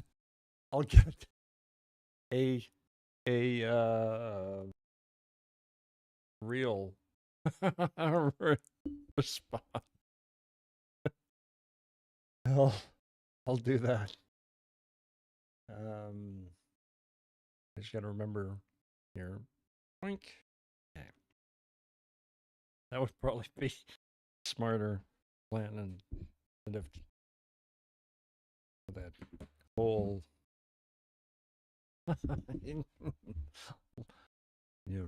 that's not how I'd want to be treated, so I don't know how I'm gonna treat anyone else. So but yeah, that's a really good one. There was another one. No. Maybe we'll do that one next week. Yeah, that was the Alex. There was there was one that was well, maybe I gotta go look at my history. I guess. It was like 7 minutes to your best year. It was really good.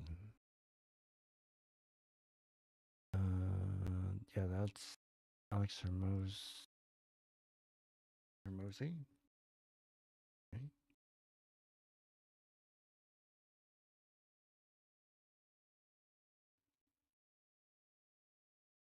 Okay.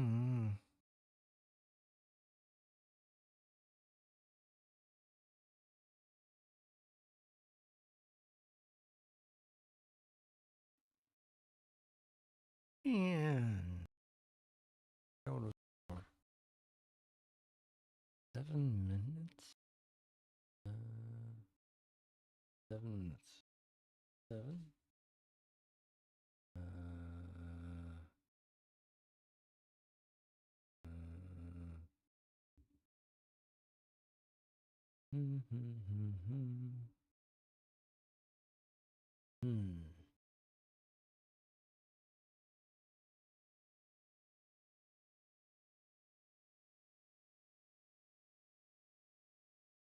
No, that's not it.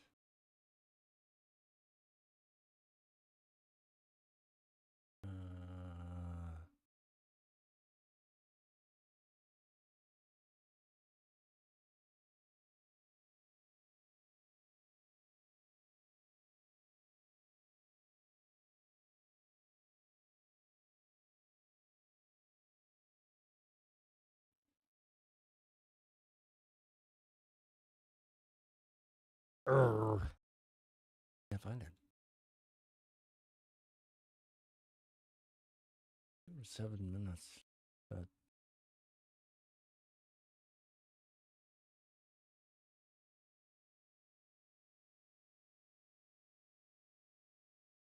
about 20, 25.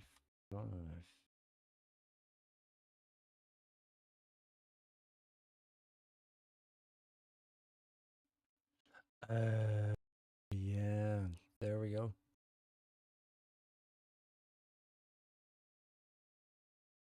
What you want out of life is not just wealth, it's not just health, it's not just love, it's not just happiness, it's all. Stop lying to yourself. You know you have been coasting, living at an absolute fraction of your potential.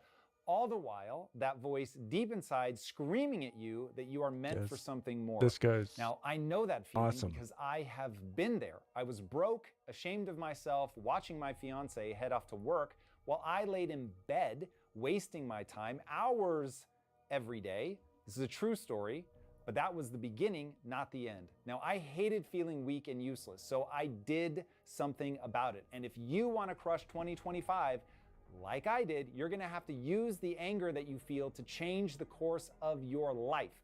Personally, I channeled all of my frustrations not into the resentment of the world or others, but into fuel to improve every single aspect of my life. One day, I simply decided I'd had enough, and I started making rules for myself, rules that will serve you if you are trying to make this year into something special.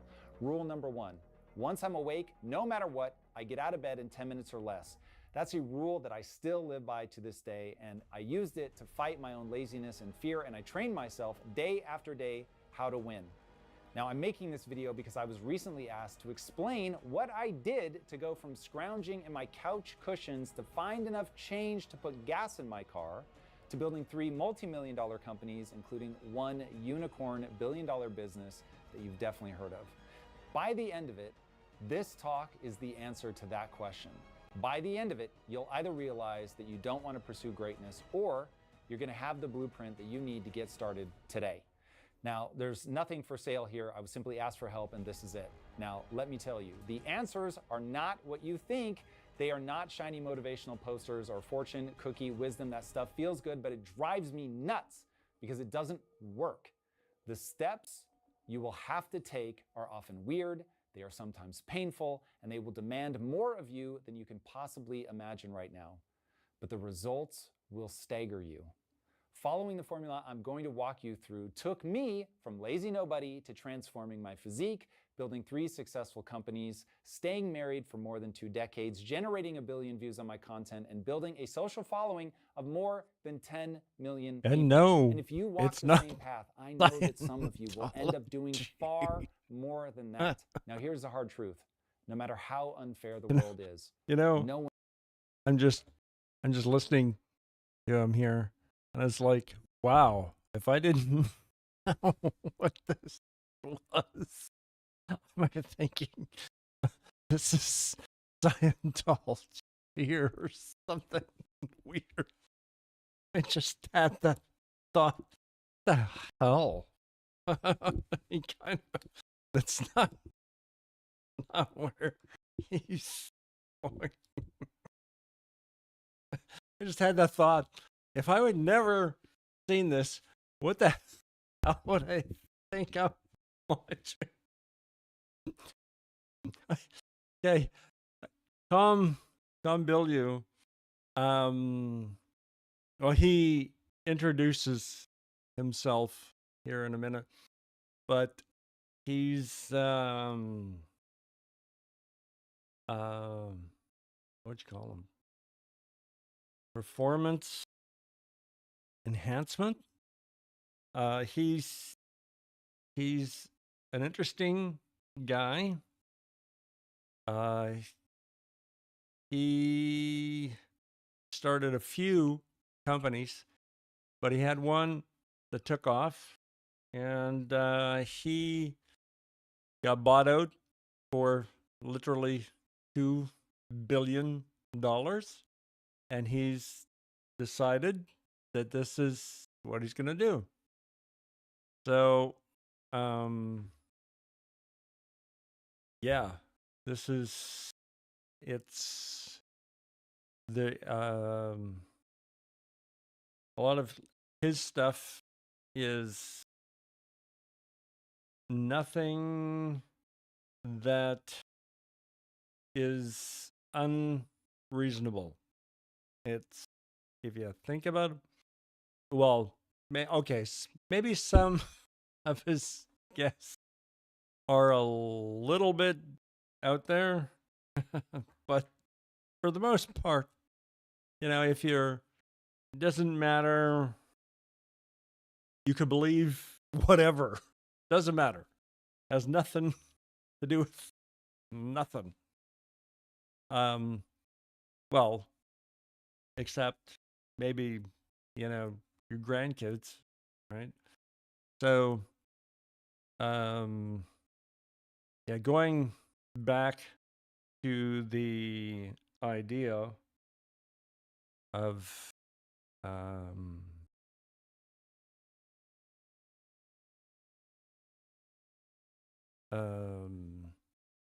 lineage or grandkids, there's nothing more important. Here's the controversial part coming up. So, lineage, with all of the changes, are really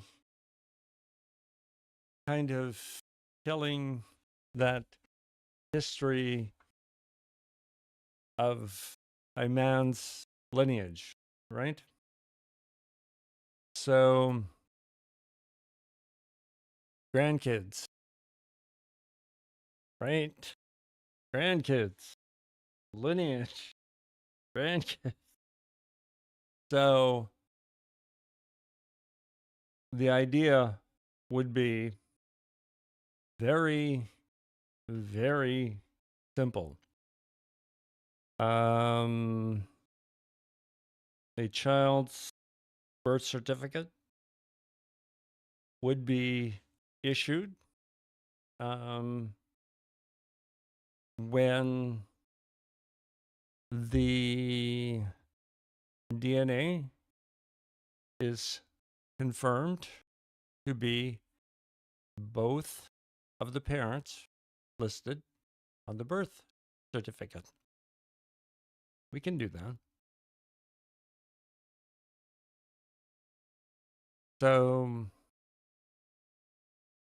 the only way a man could the only way a man would be permitted to continue his lineage would be to opt in to being the child's parent and getting 6 years of benefits. Right? His lineage gets to continue on. If he opts out, he gets nothing, and his lineage doesn't continue.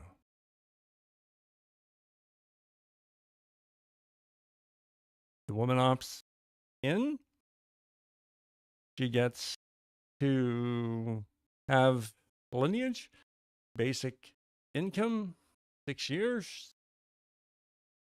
has all of the child's benefits, so she's not encumbered or enslaved. And if that's not her choice, well, to do it alone, well, then she shouldn't have any impacts either. Just, we're all people. We should be able to make choices. Radical thinking, eh? Reminds me, I gotta take my pill.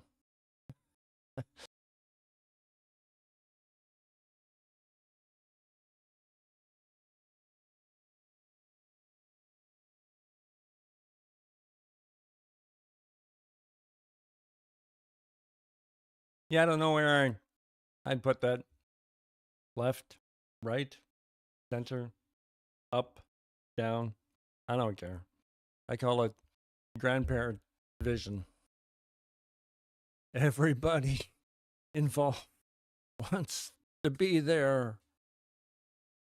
Makes better kids. Take the financial burden out of being parents, you know?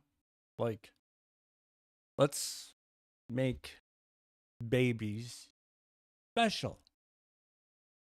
I don't think it's crazy. Like, I don't think it's crazy. I don't know if anyone has thought of this or has done it, but, and I don't care who runs with it. I don't, it's out into the universe. But it's got to get out there. One of those ideas we can try it maybe and fit on and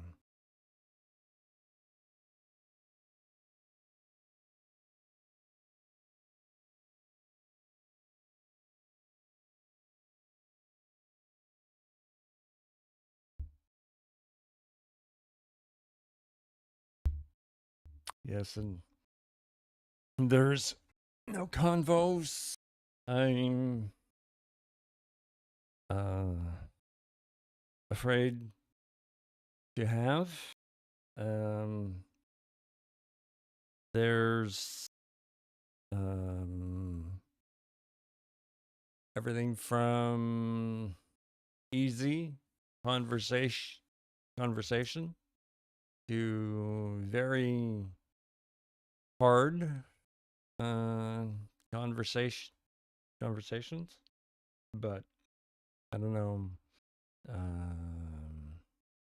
how to handle those. We'll tackle whatever,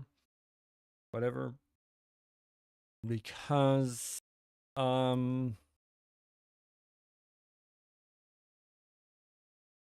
yeah, there's, you know, I wasn't the only one that you know, joined the military at that time. I'm not the only one that had those ideas.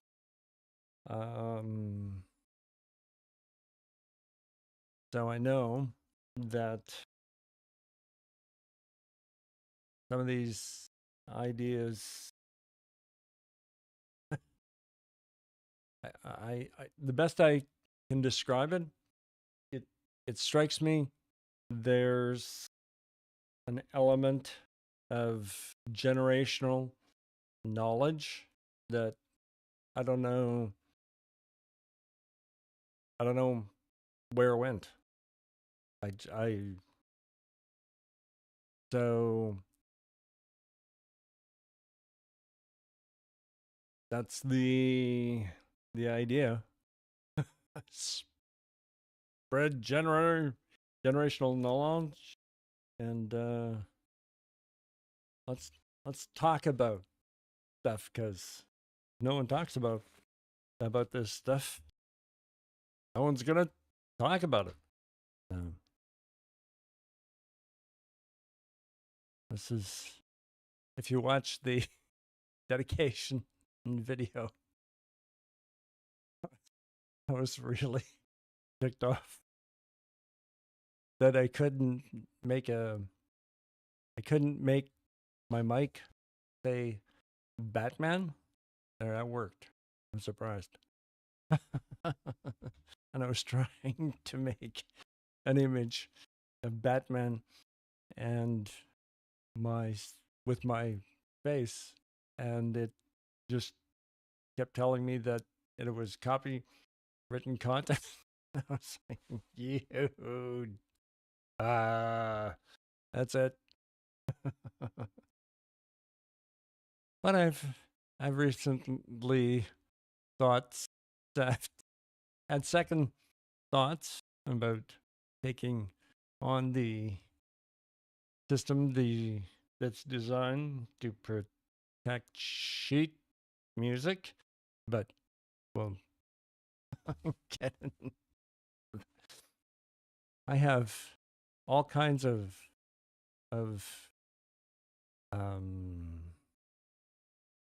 linkages in my brain.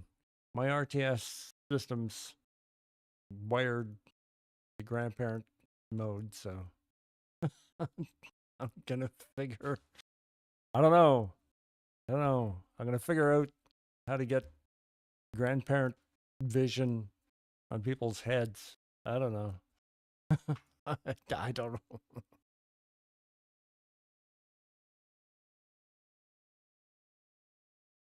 Yep. What time is it? I have to go to bed.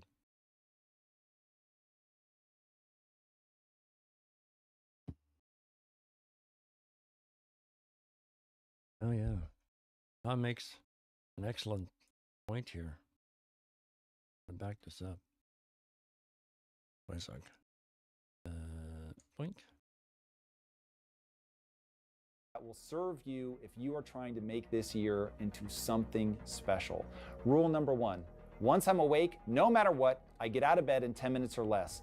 That's a rule that I still live by to this day, and I used it to fight my own laziness and fear, and I trained myself day after day how to win.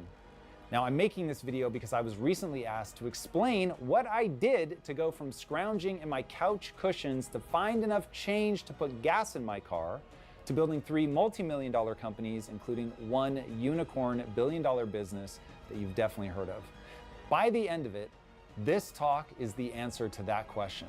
By the end of it, you'll either realize that you don't want to pursue greatness, or you're going to have the blueprint that you need to get started today.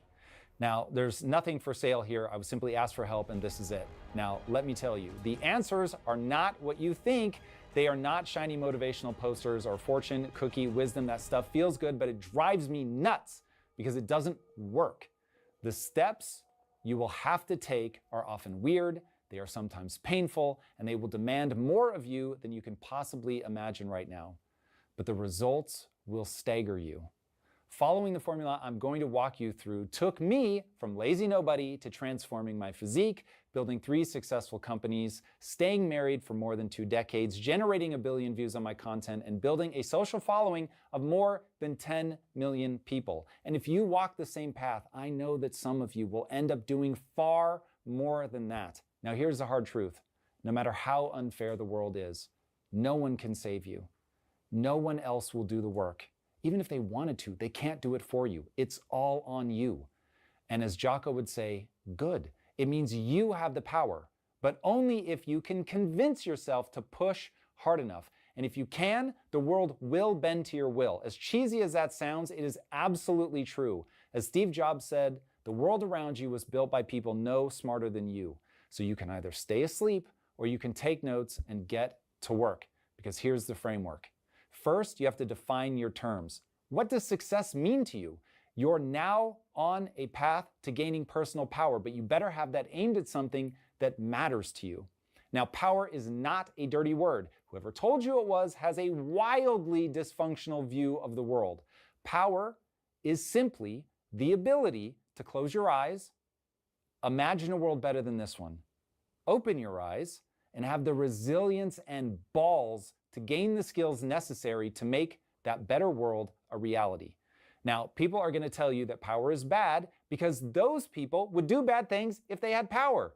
But that's not you. You can point it at something truly amazing. You can uplift yourself and those around you. It's what I call having an honorable goal. You are working to do something to elevate yourself and others. Now, if you recognize that you're having a biological experience, you've got a shot, but if you don't, you're in trouble. You are not a computer or a god, you're a person stuck in a body. And if you don't master your biology will master you. This is one of the most important things I'm going to talk about today. You cannot win if you're sick and tired. It's just too hard to be successful. So let's start with the following basics. Fix your sleep. Exercise, I'm talking 5 or 6 days a week. Eat clean, whole food whenever possible. Get lean, get strong. Cut out addictions, and for the love of God, control your emotions. Stop believing that because you feel something, you should react with that emotion. And then, maybe most importantly, nurture loving relationships in your life. Now, these are all low-level things. If you cannot commit to doing these things, turn the video off right now because nothing else is going to matter. Everything I'm going to talk about is downstream of the cognitive optimization that comes from the things on that list. Trust me, most of the things on that list I don't enjoy doing. I do because they get my mind in the place that I need it in order to gain the skills that I need to build the things that I'm trying to build in order to make the world a better place. Okay. Is that everything? Like, still there, Judge? Everything? Nothing crazy? Nothing cray-cray? Not losing any of my marble? I haven't checked out here. Cool. But, all right. Everything? Okay. I'll just checking. Make sure I'm not losing my... Everything's falling, but it still sounds like he's selling something. I promise you, I spelled bullshit somewhere. Okay. Here's hang on. I mean, he does put out video. I do not know if I started following him way before he was making money. I'll tell you. I know he lost a lot of money making this show, but he never cared. Here's the link to this video. And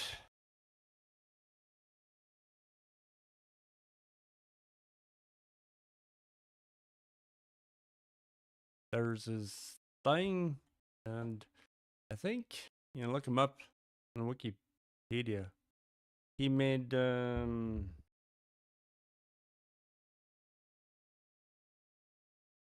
Quest. Yeah, bought out for $2 billion. So he's not really in it for the money, especially well, if you get on his Discord or something. Yeah. All right, assuming you've done all of the above, the next step is to set a goal, a very specific goal, not some fluffy thing like I want more money. That's super vague. Answer, how much? By when? Generated from doing what? If you want $500,000 in profit by the end of 2025 from building your own YouTube channel, then say that. Set that as your goal. Be that specific. If you want to be at 7% body fat and bench twice your body weight by July 15th, then say that. Goals make demands so that you know what to do. Targets give you something to aim at, which is going to guide your actions. Without a hyper-specific target, you will waste energy because even if you're busy, you're not moving in a clear direction. Again, you're going up against the chaos of the world. And if you're going to overcome the chaos of the world and achieve some very specific outcome that you're trying to achieve, you've got to know exactly where you're trying to end up. Otherwise, you're going to spread your time and energy all over the place. The next thing you have to do is take extreme ownership. No more blaming anyone else. If you fail, that's on you. The world is unfair. Who cares? Your job is to win anyway. As Kobe Bryant said in one of my all-time favorite quotes, boos don't block dunks. Now, what did he mean by that? It doesn't matter how much people hate you. It doesn't matter what color your skin is, what your gender is, how tall you are, or how rich your parents are. It doesn't even matter if the game is rigged against you. The fact is, you can get so good at something that people cannot stop you. The greatest athletes in the world were paid millions of dollars to stop Kobe Bryant from scoring. And despite that, He scored 81 points in a single game. He was simply better at playing than other people. Champions do not complain about refs, bad luck, or bad genes. They outwork, they outsmart, they outlast, and they outperform everyone. You've got to own your results. And if you can bear that burden, if you can bear the fact that there's no one to blame but you for the state of your life, your entire life, then you'll stay focused on getting better, on gaining the skills that are necessary to win against any opponent. If you're pointing the fingers of responsibility at other people, you are going to fail because you won't stay focused in the one thing that you can control, which is your effort. Now, a quick side note about excuses. The most sinister thing about excuses is that they're valid. Maybe the world really is against you. Maybe you really are like Muggsy Bogues, 5'3", and you've got to figure out how to win in basketball against people who are pushing 7 feet tall. But if that's the position that you're in, you either play to win given the limitations that you have, or you accept the excuse that basketball is just simply not for people built like you. If you take the excuse, sure, nobody's going to blame you, but you'll never achieve the things that you want to achieve. So remember, the way to get out from under any excuse is not to prove that it's wrong. You probably won't be able to. It's to decide that you're going to win anyway. And once you decide, then your actions are going to follow, and then you have a chance of gaining the skills that you need, and this is a game of skill acquisition. Now, if this is a game of skill acquisition, ask yourself this: why don't more people win? And the answer is most people quit. But you have to understand why they quit so you can avoid that trap. Most people quit because they build their self-esteem around being better, faster, stronger, smarter. Those are all extremely fragile positions because you're always going to find somebody who is better than you at something, and failure is the most information-rich data stream on planet Earth. So if you want to succeed in the long run, you've got to be willing to fail in the short term. In fact, one of my superpowers is that I can tolerate being embarrassed longer than most people. At any one moment in my career, you could point at me and laugh and see that I was doing something wrong, see that I was failing, see that I wasn't generating the momentum that I needed to generate. But I knew in all of those moments, as long as I was learning from my mistakes, I could get the skills that I needed to keep pushing forward. So I don't care if I fail in public. I know that I will learn from the experience even if people are laughing at me. Now, most people simply cannot stand that. And the reason they can't stand it is their self-esteem is built around winning. So when they're not winning, their self-esteem is damaged and they feel badly about myself. But I don't, because my self-esteem is built around being the learner. I value myself for my willingness to stare nakedly at my inadequacies. I want to know what I suck at. I want to face the things that I'm bad at. Because the more I look at what I suck at, the better I actually feel about myself, because I'm willing to do the things that other people are not. I'm willing to do what success demands, and I have forced myself to build my self-esteem around that thing, around my willingness to go, yeah, I actually am bad at that thing that you're laughing at me for, but I'm not going to be bad at it forever. So I keep my head in the game, and I stay focused on getting better instead of worrying about what other people think about me. Because of that, I keep learning while everyone else fades into obscurity. Let's take a break from the show to talk about something I'm all too familiar with. Can't do product placement, but you can go to the link in I put in chat and ge.com/impact. And now let's get back to the show. The harsh reality is failure breaks most people emotionally. It's just too ego damaging, and they haven't done what we talked about earlier, which is to get out from under their emotions. So when I feel badly about myself, I don't let it control my day. I know that glory awaits me if I can identify not as the winner, but instead identify as the learner.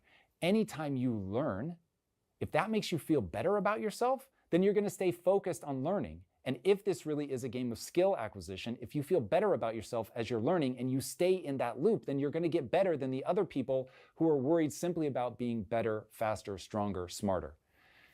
And that when you focus on learning, is how you get into an upward spiral.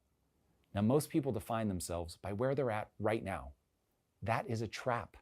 You should never value yourself for accomplishments. Value yourself for the sincere pursuit of an honorable goal. The sincere pursuit, playing to win, leaving it all out on the field, really trying to get the skills that you need to go farther than you've ever gone before, and honestly, trying to go farther than anyone has ever gone before. This isn't just about competing with yourself. You really are, if you embark on the quest to become great, you really are competing against other people. And so this is about being honest about what your goals are going to demand of you. Now, focus on skill acquisition so you can become capable of a championship performance. But notice I don't say focus on skill acquisition so you can win a championship. No one can guarantee you success. I can guarantee the struggle, but when you chase growth, not validation, now you've got a chance of being unstoppable. Again, you get into that upward spiral of learning every time you fail. Now, I can hear you guys saying, Tom, that's fine for you. You're somebody special. You look at my success and you write me off as somebody that has something that you don't. But that is absolutely false. When I was young, those closest to me, not strangers, the people that knew me best, assumed I was going to fail. My mother, my father-in-law, my own best friend, all of them assumed I was destined to fail. Now, they weren't mean about it, but nonetheless, all of them believed and ultimately confessed that they believed that I was going to fail. Now, they didn't misassess me. They just didn't count on the fact that I had the drive to get better. Now, I'm not asking any of you that want to do something great to believe that you're special. You're probably not. You're almost certainly average, as am I, and that's enough, because the average human is designed to get better. Humans are the ultimate adaptation machine, but adaptation requires a relentless drive for improvement. Now here's the catch. The secret that I have saved until now. If you want to be relentless in your pursuit of something, you have to care a lot about what you're pursuing. Yeah. In fact, this whole speech could actually be summed up in a single sentence. Well, check this out. If you want success more than a drowning man wants his next breath of air, you will find a way to make it happen. That's the whole thing. There's no way for me to give you the exact ABC of what you need to do. That's why all I'm talking about is framework, because I don't know what you're going to pursue. I don't know what challenges you're going to be faced with. I don't know how the world is going to change. But I know the question that you're going to be asked is, can you build enough desire to fight through all of the difficulties of becoming great? Look around you. For the vast majority of humanity, the answer is no. They're not willing to do the things to meet the demands of greatness.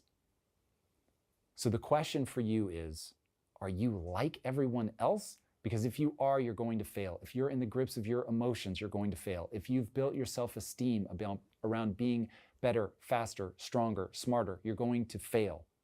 But if you can decide, and it is a decision, if you can decide to get yourself to commit to having a mission in your life, something you really care about, and then you commit to ratcheting up your desire, then you'll have what you need to get so good that you can't be stopped.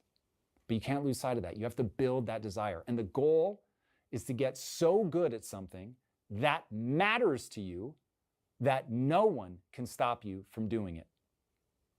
To beat this point to death, this is a game, success is a game of skill acquisition. It's not a game of being born lucky. It's not a game of knowing the right people. It's a game of caring about something so deeply that when people mock your failures, you just keep plowing forward and practicing and getting better and failing your way upwards. Because remember, information comes from failure. You learn by trying something, seeing why it broke down, why it didn't work, coming up with a better way to do it, and then trying again. Okay, here's another important rule for you to embrace. Never, and I mean never, stand still. Never stand still. Hey, if you fail, that's fine. And we'll just pause there for a second. So yes. Is that kind of he does sell some training material. He has a quite expensive program that for me helped me reframe my thinking when I had essentially been carried in by the paramedics after calling the crisis or the clinic crisis hotline after Father's Day. So yeah, I didn't unfortunately get to see a lot of his paid material, but I had watched him over the years because a number of years ago, I had a magazine that I was publishing called Time Management Magazine, and it took advantage of a newspaper application that Apple introduced, and so started up that application. So I every month for 50 consecutive issues tapped into some of the best thinkers or people who had videos out on the net at the time. I think the last issue was January 2017, I think. Anyway, and so, and I guess I was following Tom, who was in when he got bought out. He originally started this kind of doing stuff in the performance management or performance enhancement, like getting stuff done kind of stuff. So he was on my radar, and when he launched Impact Theory, I don't remember if he emailed me or, but nice guy. And he thanked me and stuff for including his stuff. He probably has no idea who I am now, or would even remember that. I would be very surprised. But yeah, nice guy. So yeah, when where was I going? So I knew him from way back when. So I had, before I was really grasping at straws, and I used pretty much I had, before I went into the hospital, I looked at my credit card and I don't remember, didn't have much room left on it. And I decided to, there was a module that I had known about in his paid program called Mindset.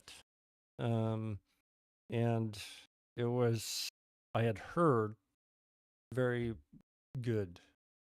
And I wanted to take a look at it.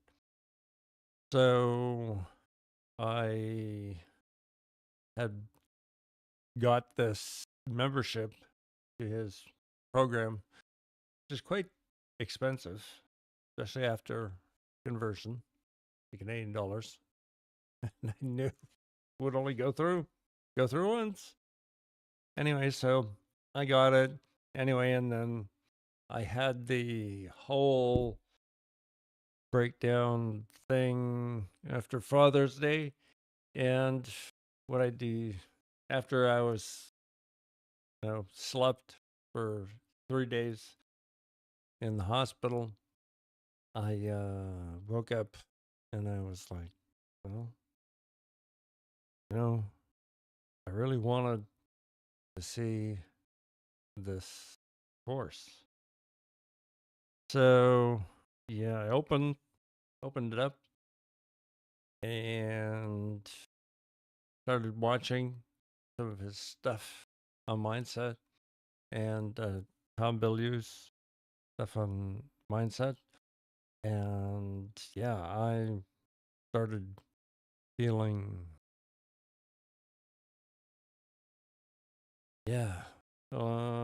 better. I was definitely not fixed. More of a, more like that. Yeah, so, yep, that's how I get there. This is his thoughts on Never Stand Still. I don't know if you're still there, Judge, or not. I don't know if anyone is still there or not. I don't care.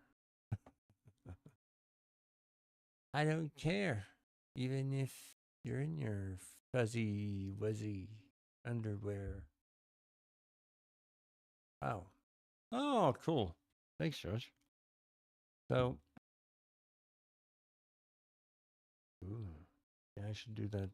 Yeah, I took my pill to be crashing soon.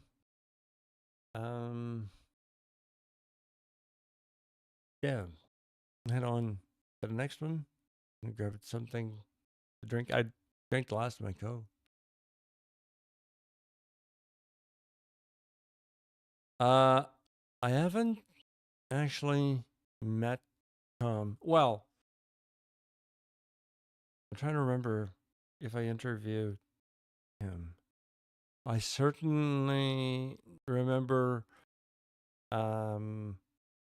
he was one of the people I remember emailing for permission to use his stuff. So, yeah, can you tell I'm not a fan of the current copyright system at all? Because I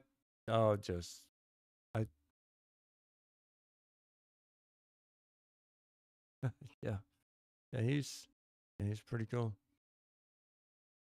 guy. And I mean, everyone's got pluses and minuses. I know here's another, I'll give you another controversial opinion. So, you want to hear another one that I haven't let out? Hang on. I gotta get a drink. You'll love this. Like that. I'm just gonna grab something. Water.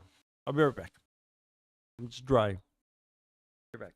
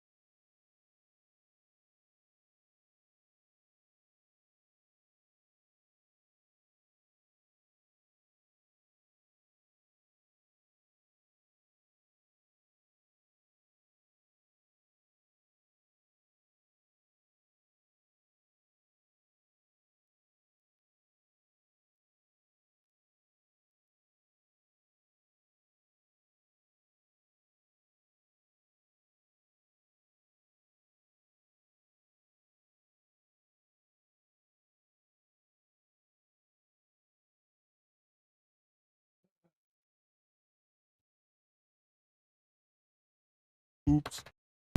So, all right. Hang on. Oh, jeez. Need to drink. There he is. We're still here, Judge. Sorry.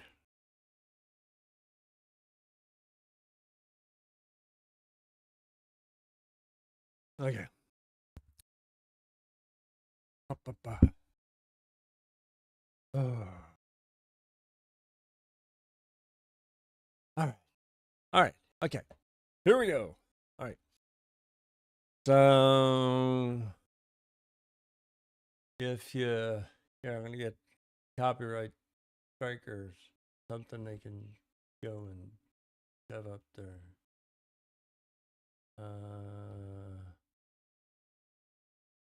Oh, probably took it down so I wouldn't use it. But you know that whole pale blue dot? You know that pale blue dot? We're all on the pale blue dot. We all have a frame of reference, right? So we see the world in. We see things that come into our world, and that's what we know to be true. So with that in mind and grandparent vision, legacy, all that, right? We got to keep that legacy thing, like frame. So if we do that, well, we can all agree that's important to everyone. Here's where everything I've been talking about up to this point, the left might be cheering. Well, here's where the right might cheer. We got to stop when those events in history, we keep that frame. You think of history, the people at the time had the frame that the people that they built monument to were the people that needed to be celebrated and remembered despite all this stuff or whatever they did that needs to be preserved for everyone.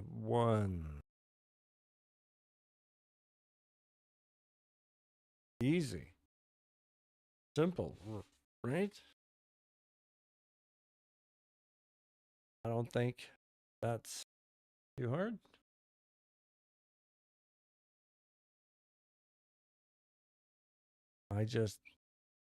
So my thought would be that everyone,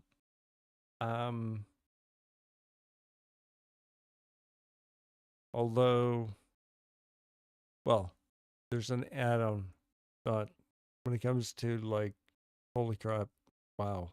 But in general, all people should be remembered for their best contribution to humanity. Whatever that might be.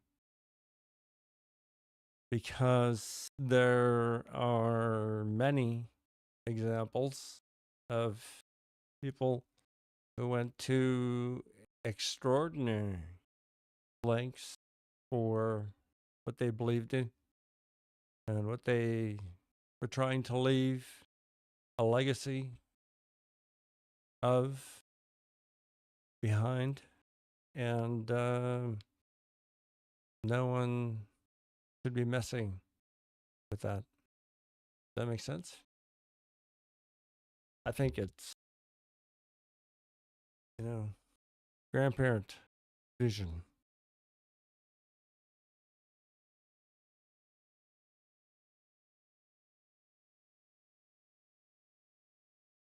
And I guarantee all of these thoughts were induced by weed. Oh, yeah. Guaranteed. So now, go. Let's go back. Here's his next one. Number 5. Don't stand still. Go, Tom, go. Go. That's information. Adjust and try again. But you must absolutely never allow yourself to stand still. If it's a big decision and you really don't know what to do, fair enough. Give yourself 3 days to think about it. But then, if you have to, just guess. Choose randomly. Put things in a hat and draw them out. I don't care how you do it. But move forward and learn, because failure is the most information-rich data stream on planet Earth. That's why the only mistake is standing still. And that is a mistake that virtually everybody makes. They are so afraid of being made fun of. They are so afraid of looking stupid. They're so afraid of that negative emotion they feel when other people are pointing and laughing at them that they would rather live a small life than face that ridicule because of where they've tied up their ego. But if you build your self-esteem around learning, now all of a sudden you get better. Stop being so nice to women. Nice will Why do I get that crap? Never equal turned on or attracted to you. I know you want women to be. Now, I know that sometimes you're going to have to take nearly random action. So the key to ensure that you're never pretending to pursue your goals is to use KPIs. Okay, KPI is a key performance indicator. You're going to use these key performance indicators to track your progress. So if you're trying to get stronger and add muscle, track your weights. Set a time frame. Work backwards to know how much you need to add this week or this month in order to hit your goal. So if you set a 6-month goal or a year goal, now back into, okay, well, if I'm going to achieve this over a year, what would I need to do in the next week, the next month, and make sure that you're on track? And if you're not on track, it's time for a new strategy.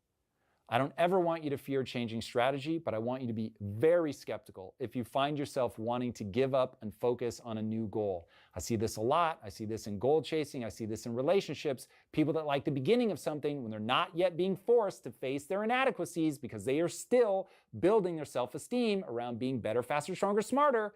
And when they do that, as soon as they get to that part where it gets hard or boring, they quit. And let me tell you, boring kills just as many goals as fear. You've got to be willing to push through to do the hard, boring practice to get better. So if you find yourself wanting to start over all the time on something new, that's probably just you being weak. Here's a pro tip that I've learned the hard way. If you're going to do something amazing with your life, if you're really going to achieve greatness, you've got to focus like your life depends on it. Getting good requires an ungodly amount of effort. An ungodly amount of effort. The world is hard, the world is chaotic, and if you're going to force it to bend to your will, then you've got to have laser-like focus. If you're spreading your energy across a whole bunch of different goals, each thing will have less energy behind it. I will often talk about the sun. So you go outside, it's a bright sunny day, it's wonderful, you can tan, but if you take out a magnifying glass, you can light something on fire because you are focusing the energy of the sun. Now, if something as gigantic as the nuclear reactor in the sky can be diffuse enough that you can lay out in it, but focus allows you to light something on fire, imagine how little you can accomplish if you don't focus your energies. Like the sun, if you find that magnifying glass and you point everything you've got at one thing, you wildly increase the likelihood that you'll be successful. And the more things that you pursue, the less likely you're going to be to achieve any of them. So cut out anything that doesn't yield the desired improvement in the KPI that you're tracking. You also need to limit distractions, and you need to be ready to sacrifice comfort for achievement. Now, so, Jaju, Blair?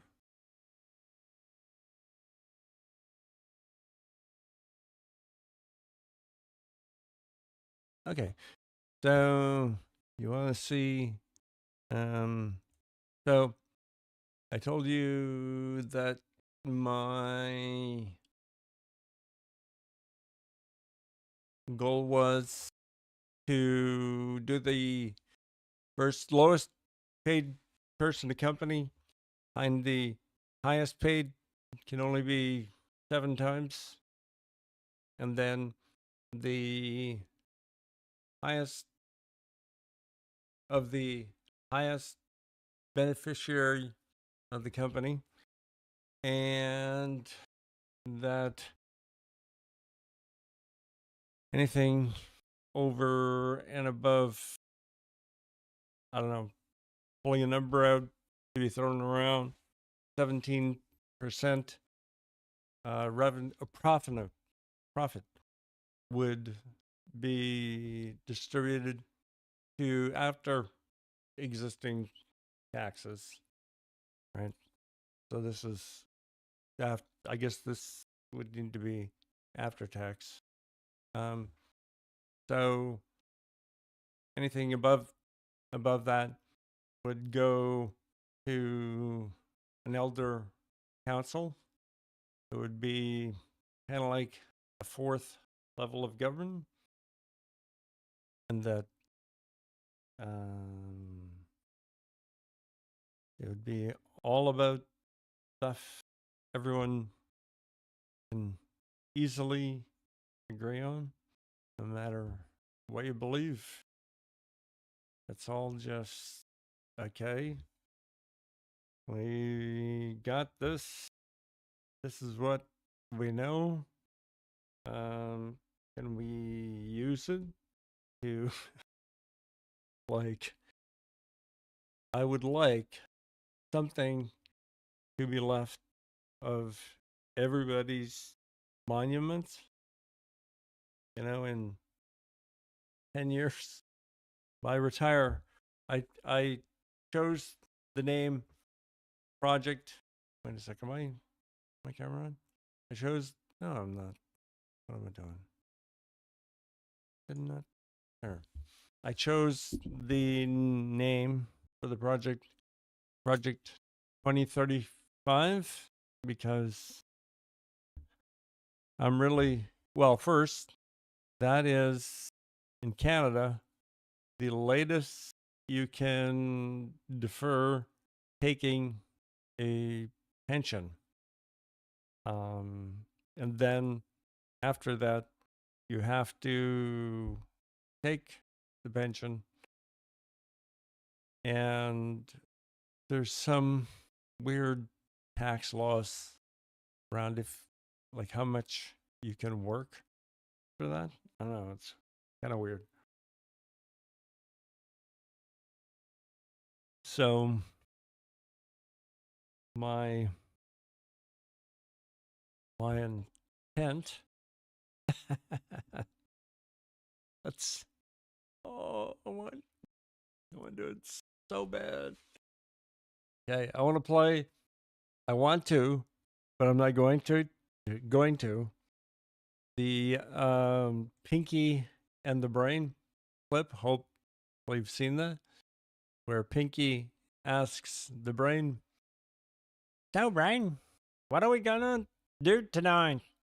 And the Brain responds, "Why, Pinky, we're going to do what we do every night. We're going to take over the world." That one? Yeah, that's what we're going to do. We're going to have a elder council. Money's going to go into there. And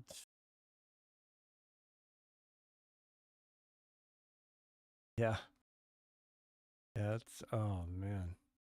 Tell you. What a hoot.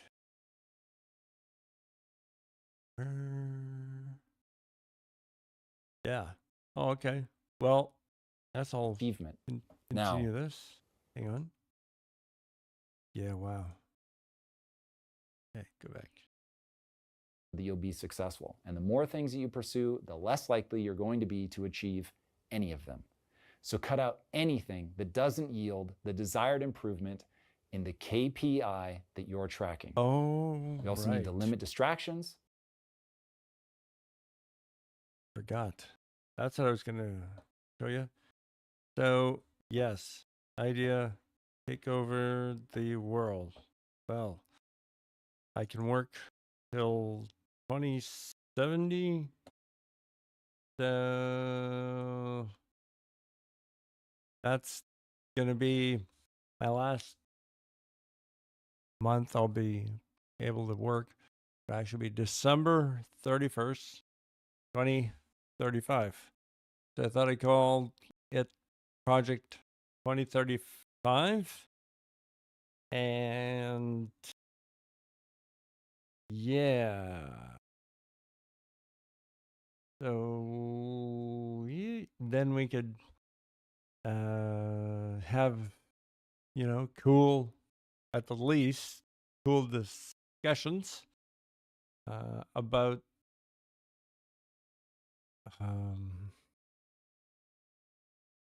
I don't even know. I have no idea what to call grandpa vision or grandparent vision. And it's just not about my vision. It's more like I am more than happy to share anyone's frame and talk about it, because if we don't do that, we won't be able to get too far, because people are so. See, this is what made me think this has been a journey. But I was putting together the Christmas special, and it struck me that from when I was in the STAT program, one of the things that they asked was what, and this is a hard moment, but they asked what was your proudest moment? And I looked and I thought,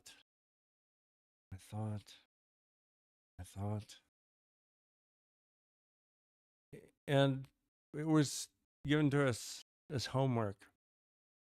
So this, I was literally, I don't know, going crazy and crying. I should say, not crazy. I should say, crying. Anyway, so I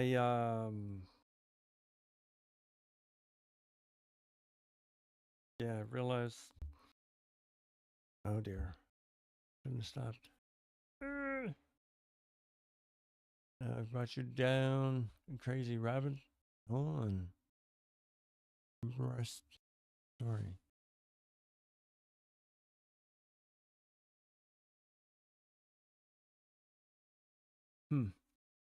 Anyway.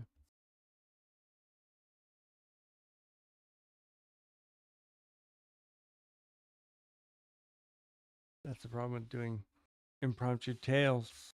I'll be back. It'll come back to me in half an hour and you can watch the video.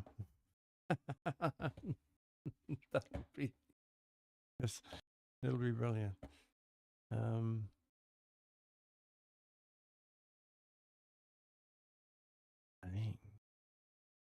Oh yeah, 1985. There was a famine. So the train of thought went, okay, so what was the proudest moment? And that proudest moment I could think of was when I graduated basic training. And the first reason that I had was that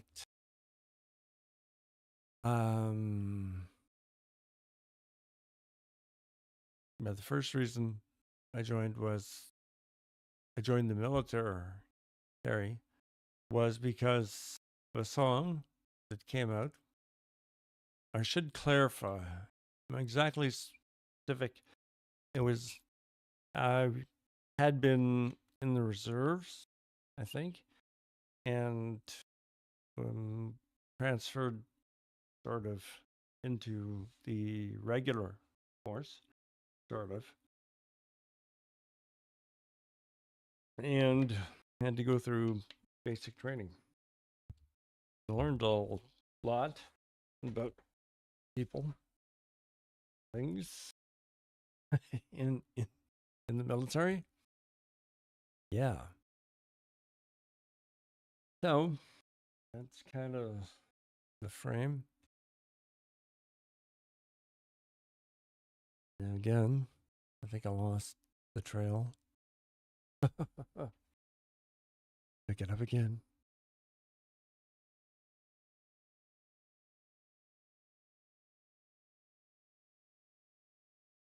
Yeah. So what else do I have here?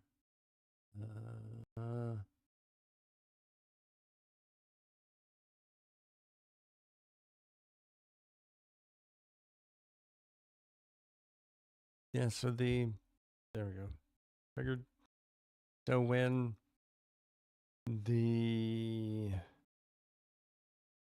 that got me into the military. And I remember thinking, like, there was a lot of us.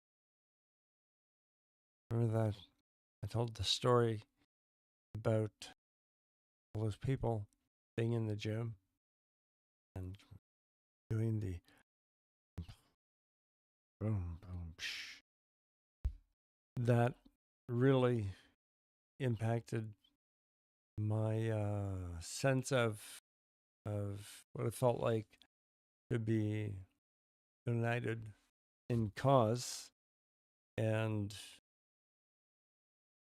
when this song then kind of came out later on the concert for Live Aid, it also happened to, I don't know, the idea that all 8 billion of us see the world from the same referential frame. We all see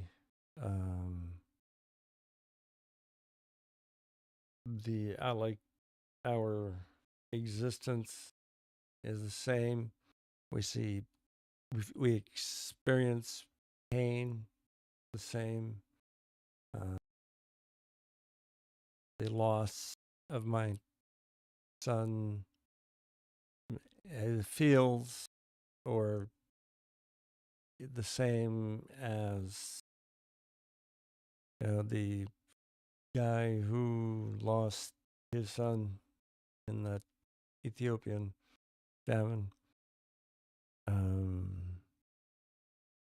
Yeah. So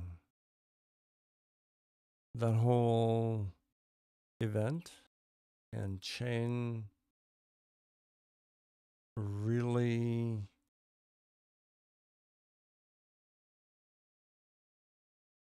captured something about the time, the place, what was happening, the technology, the videos, the news. Like it was not the same. And I know that sounds like, some crazy old dude.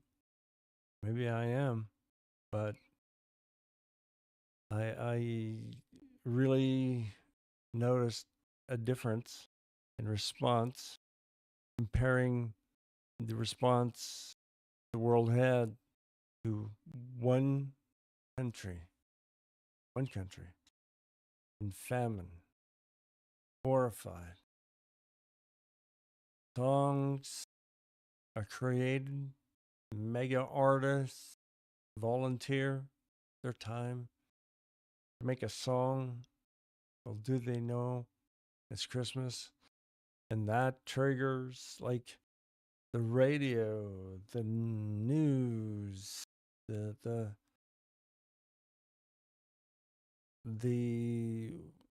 we are the world.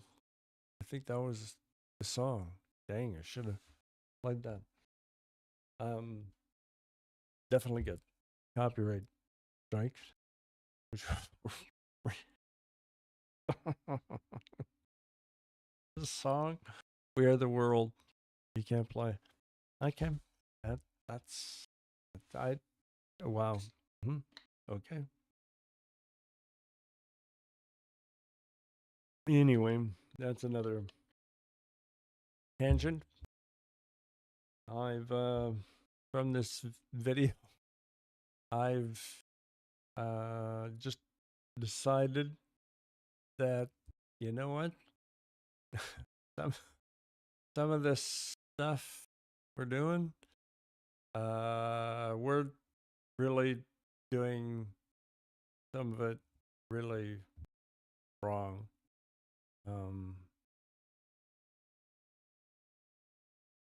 Yeah, I don't understand. I think that someone's legacy should define them. I mean, give me power, and I would definitely make some changes. I would definitely. What was it?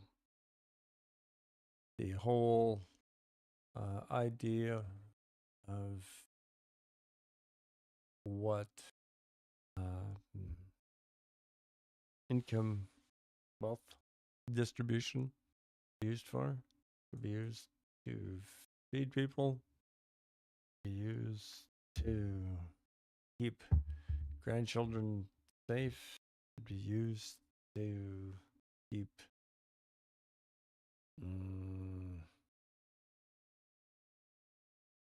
trying to think of the words. The idea of, I hate to be cheesy, but after considering many things,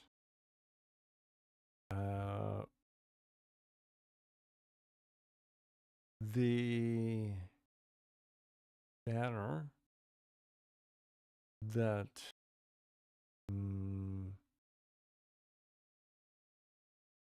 I think would make the best choice would probably be the idea of freedom for everyone. equal rights for everyone. There's the acknowledgement of babies as being special, and yeah, taxes, handle education in terms of, I mean, everything I've produced here so far has been as unbiased, and here's a factual.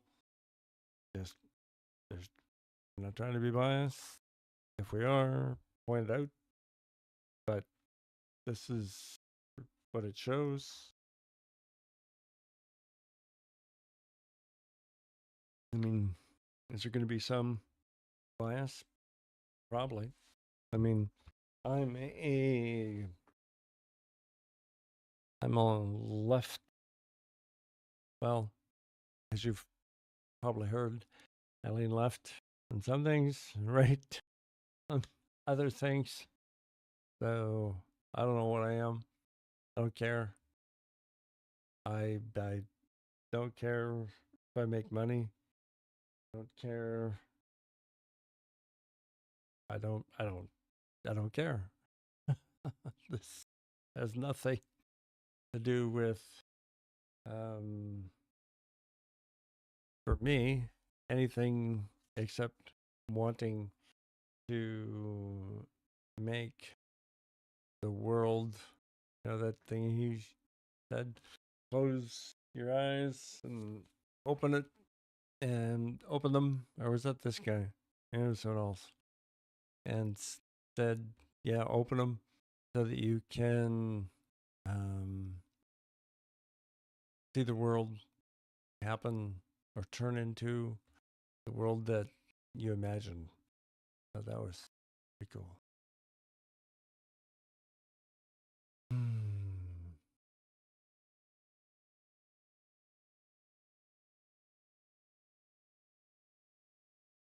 Good fun video.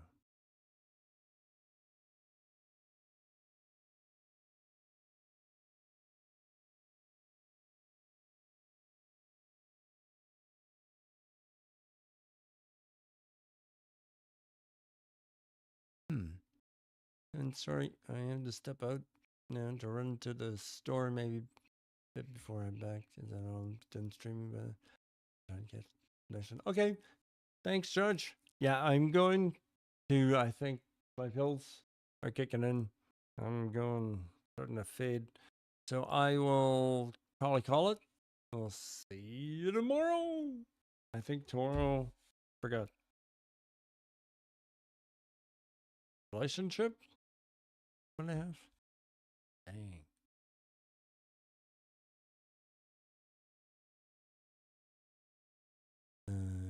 Yeah, relationship truth. Okay. See you then. And I'm gonna go to my ending where's starting new ending. Good night. Sleep tight. Bye-bye. Nothing to see. Nothing at all.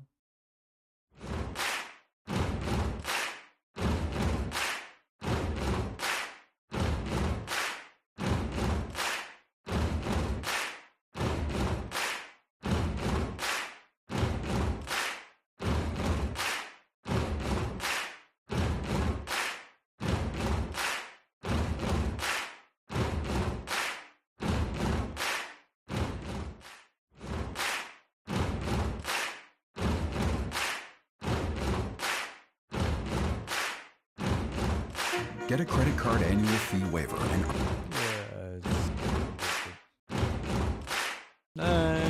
I was gonna do something, but never mind. you.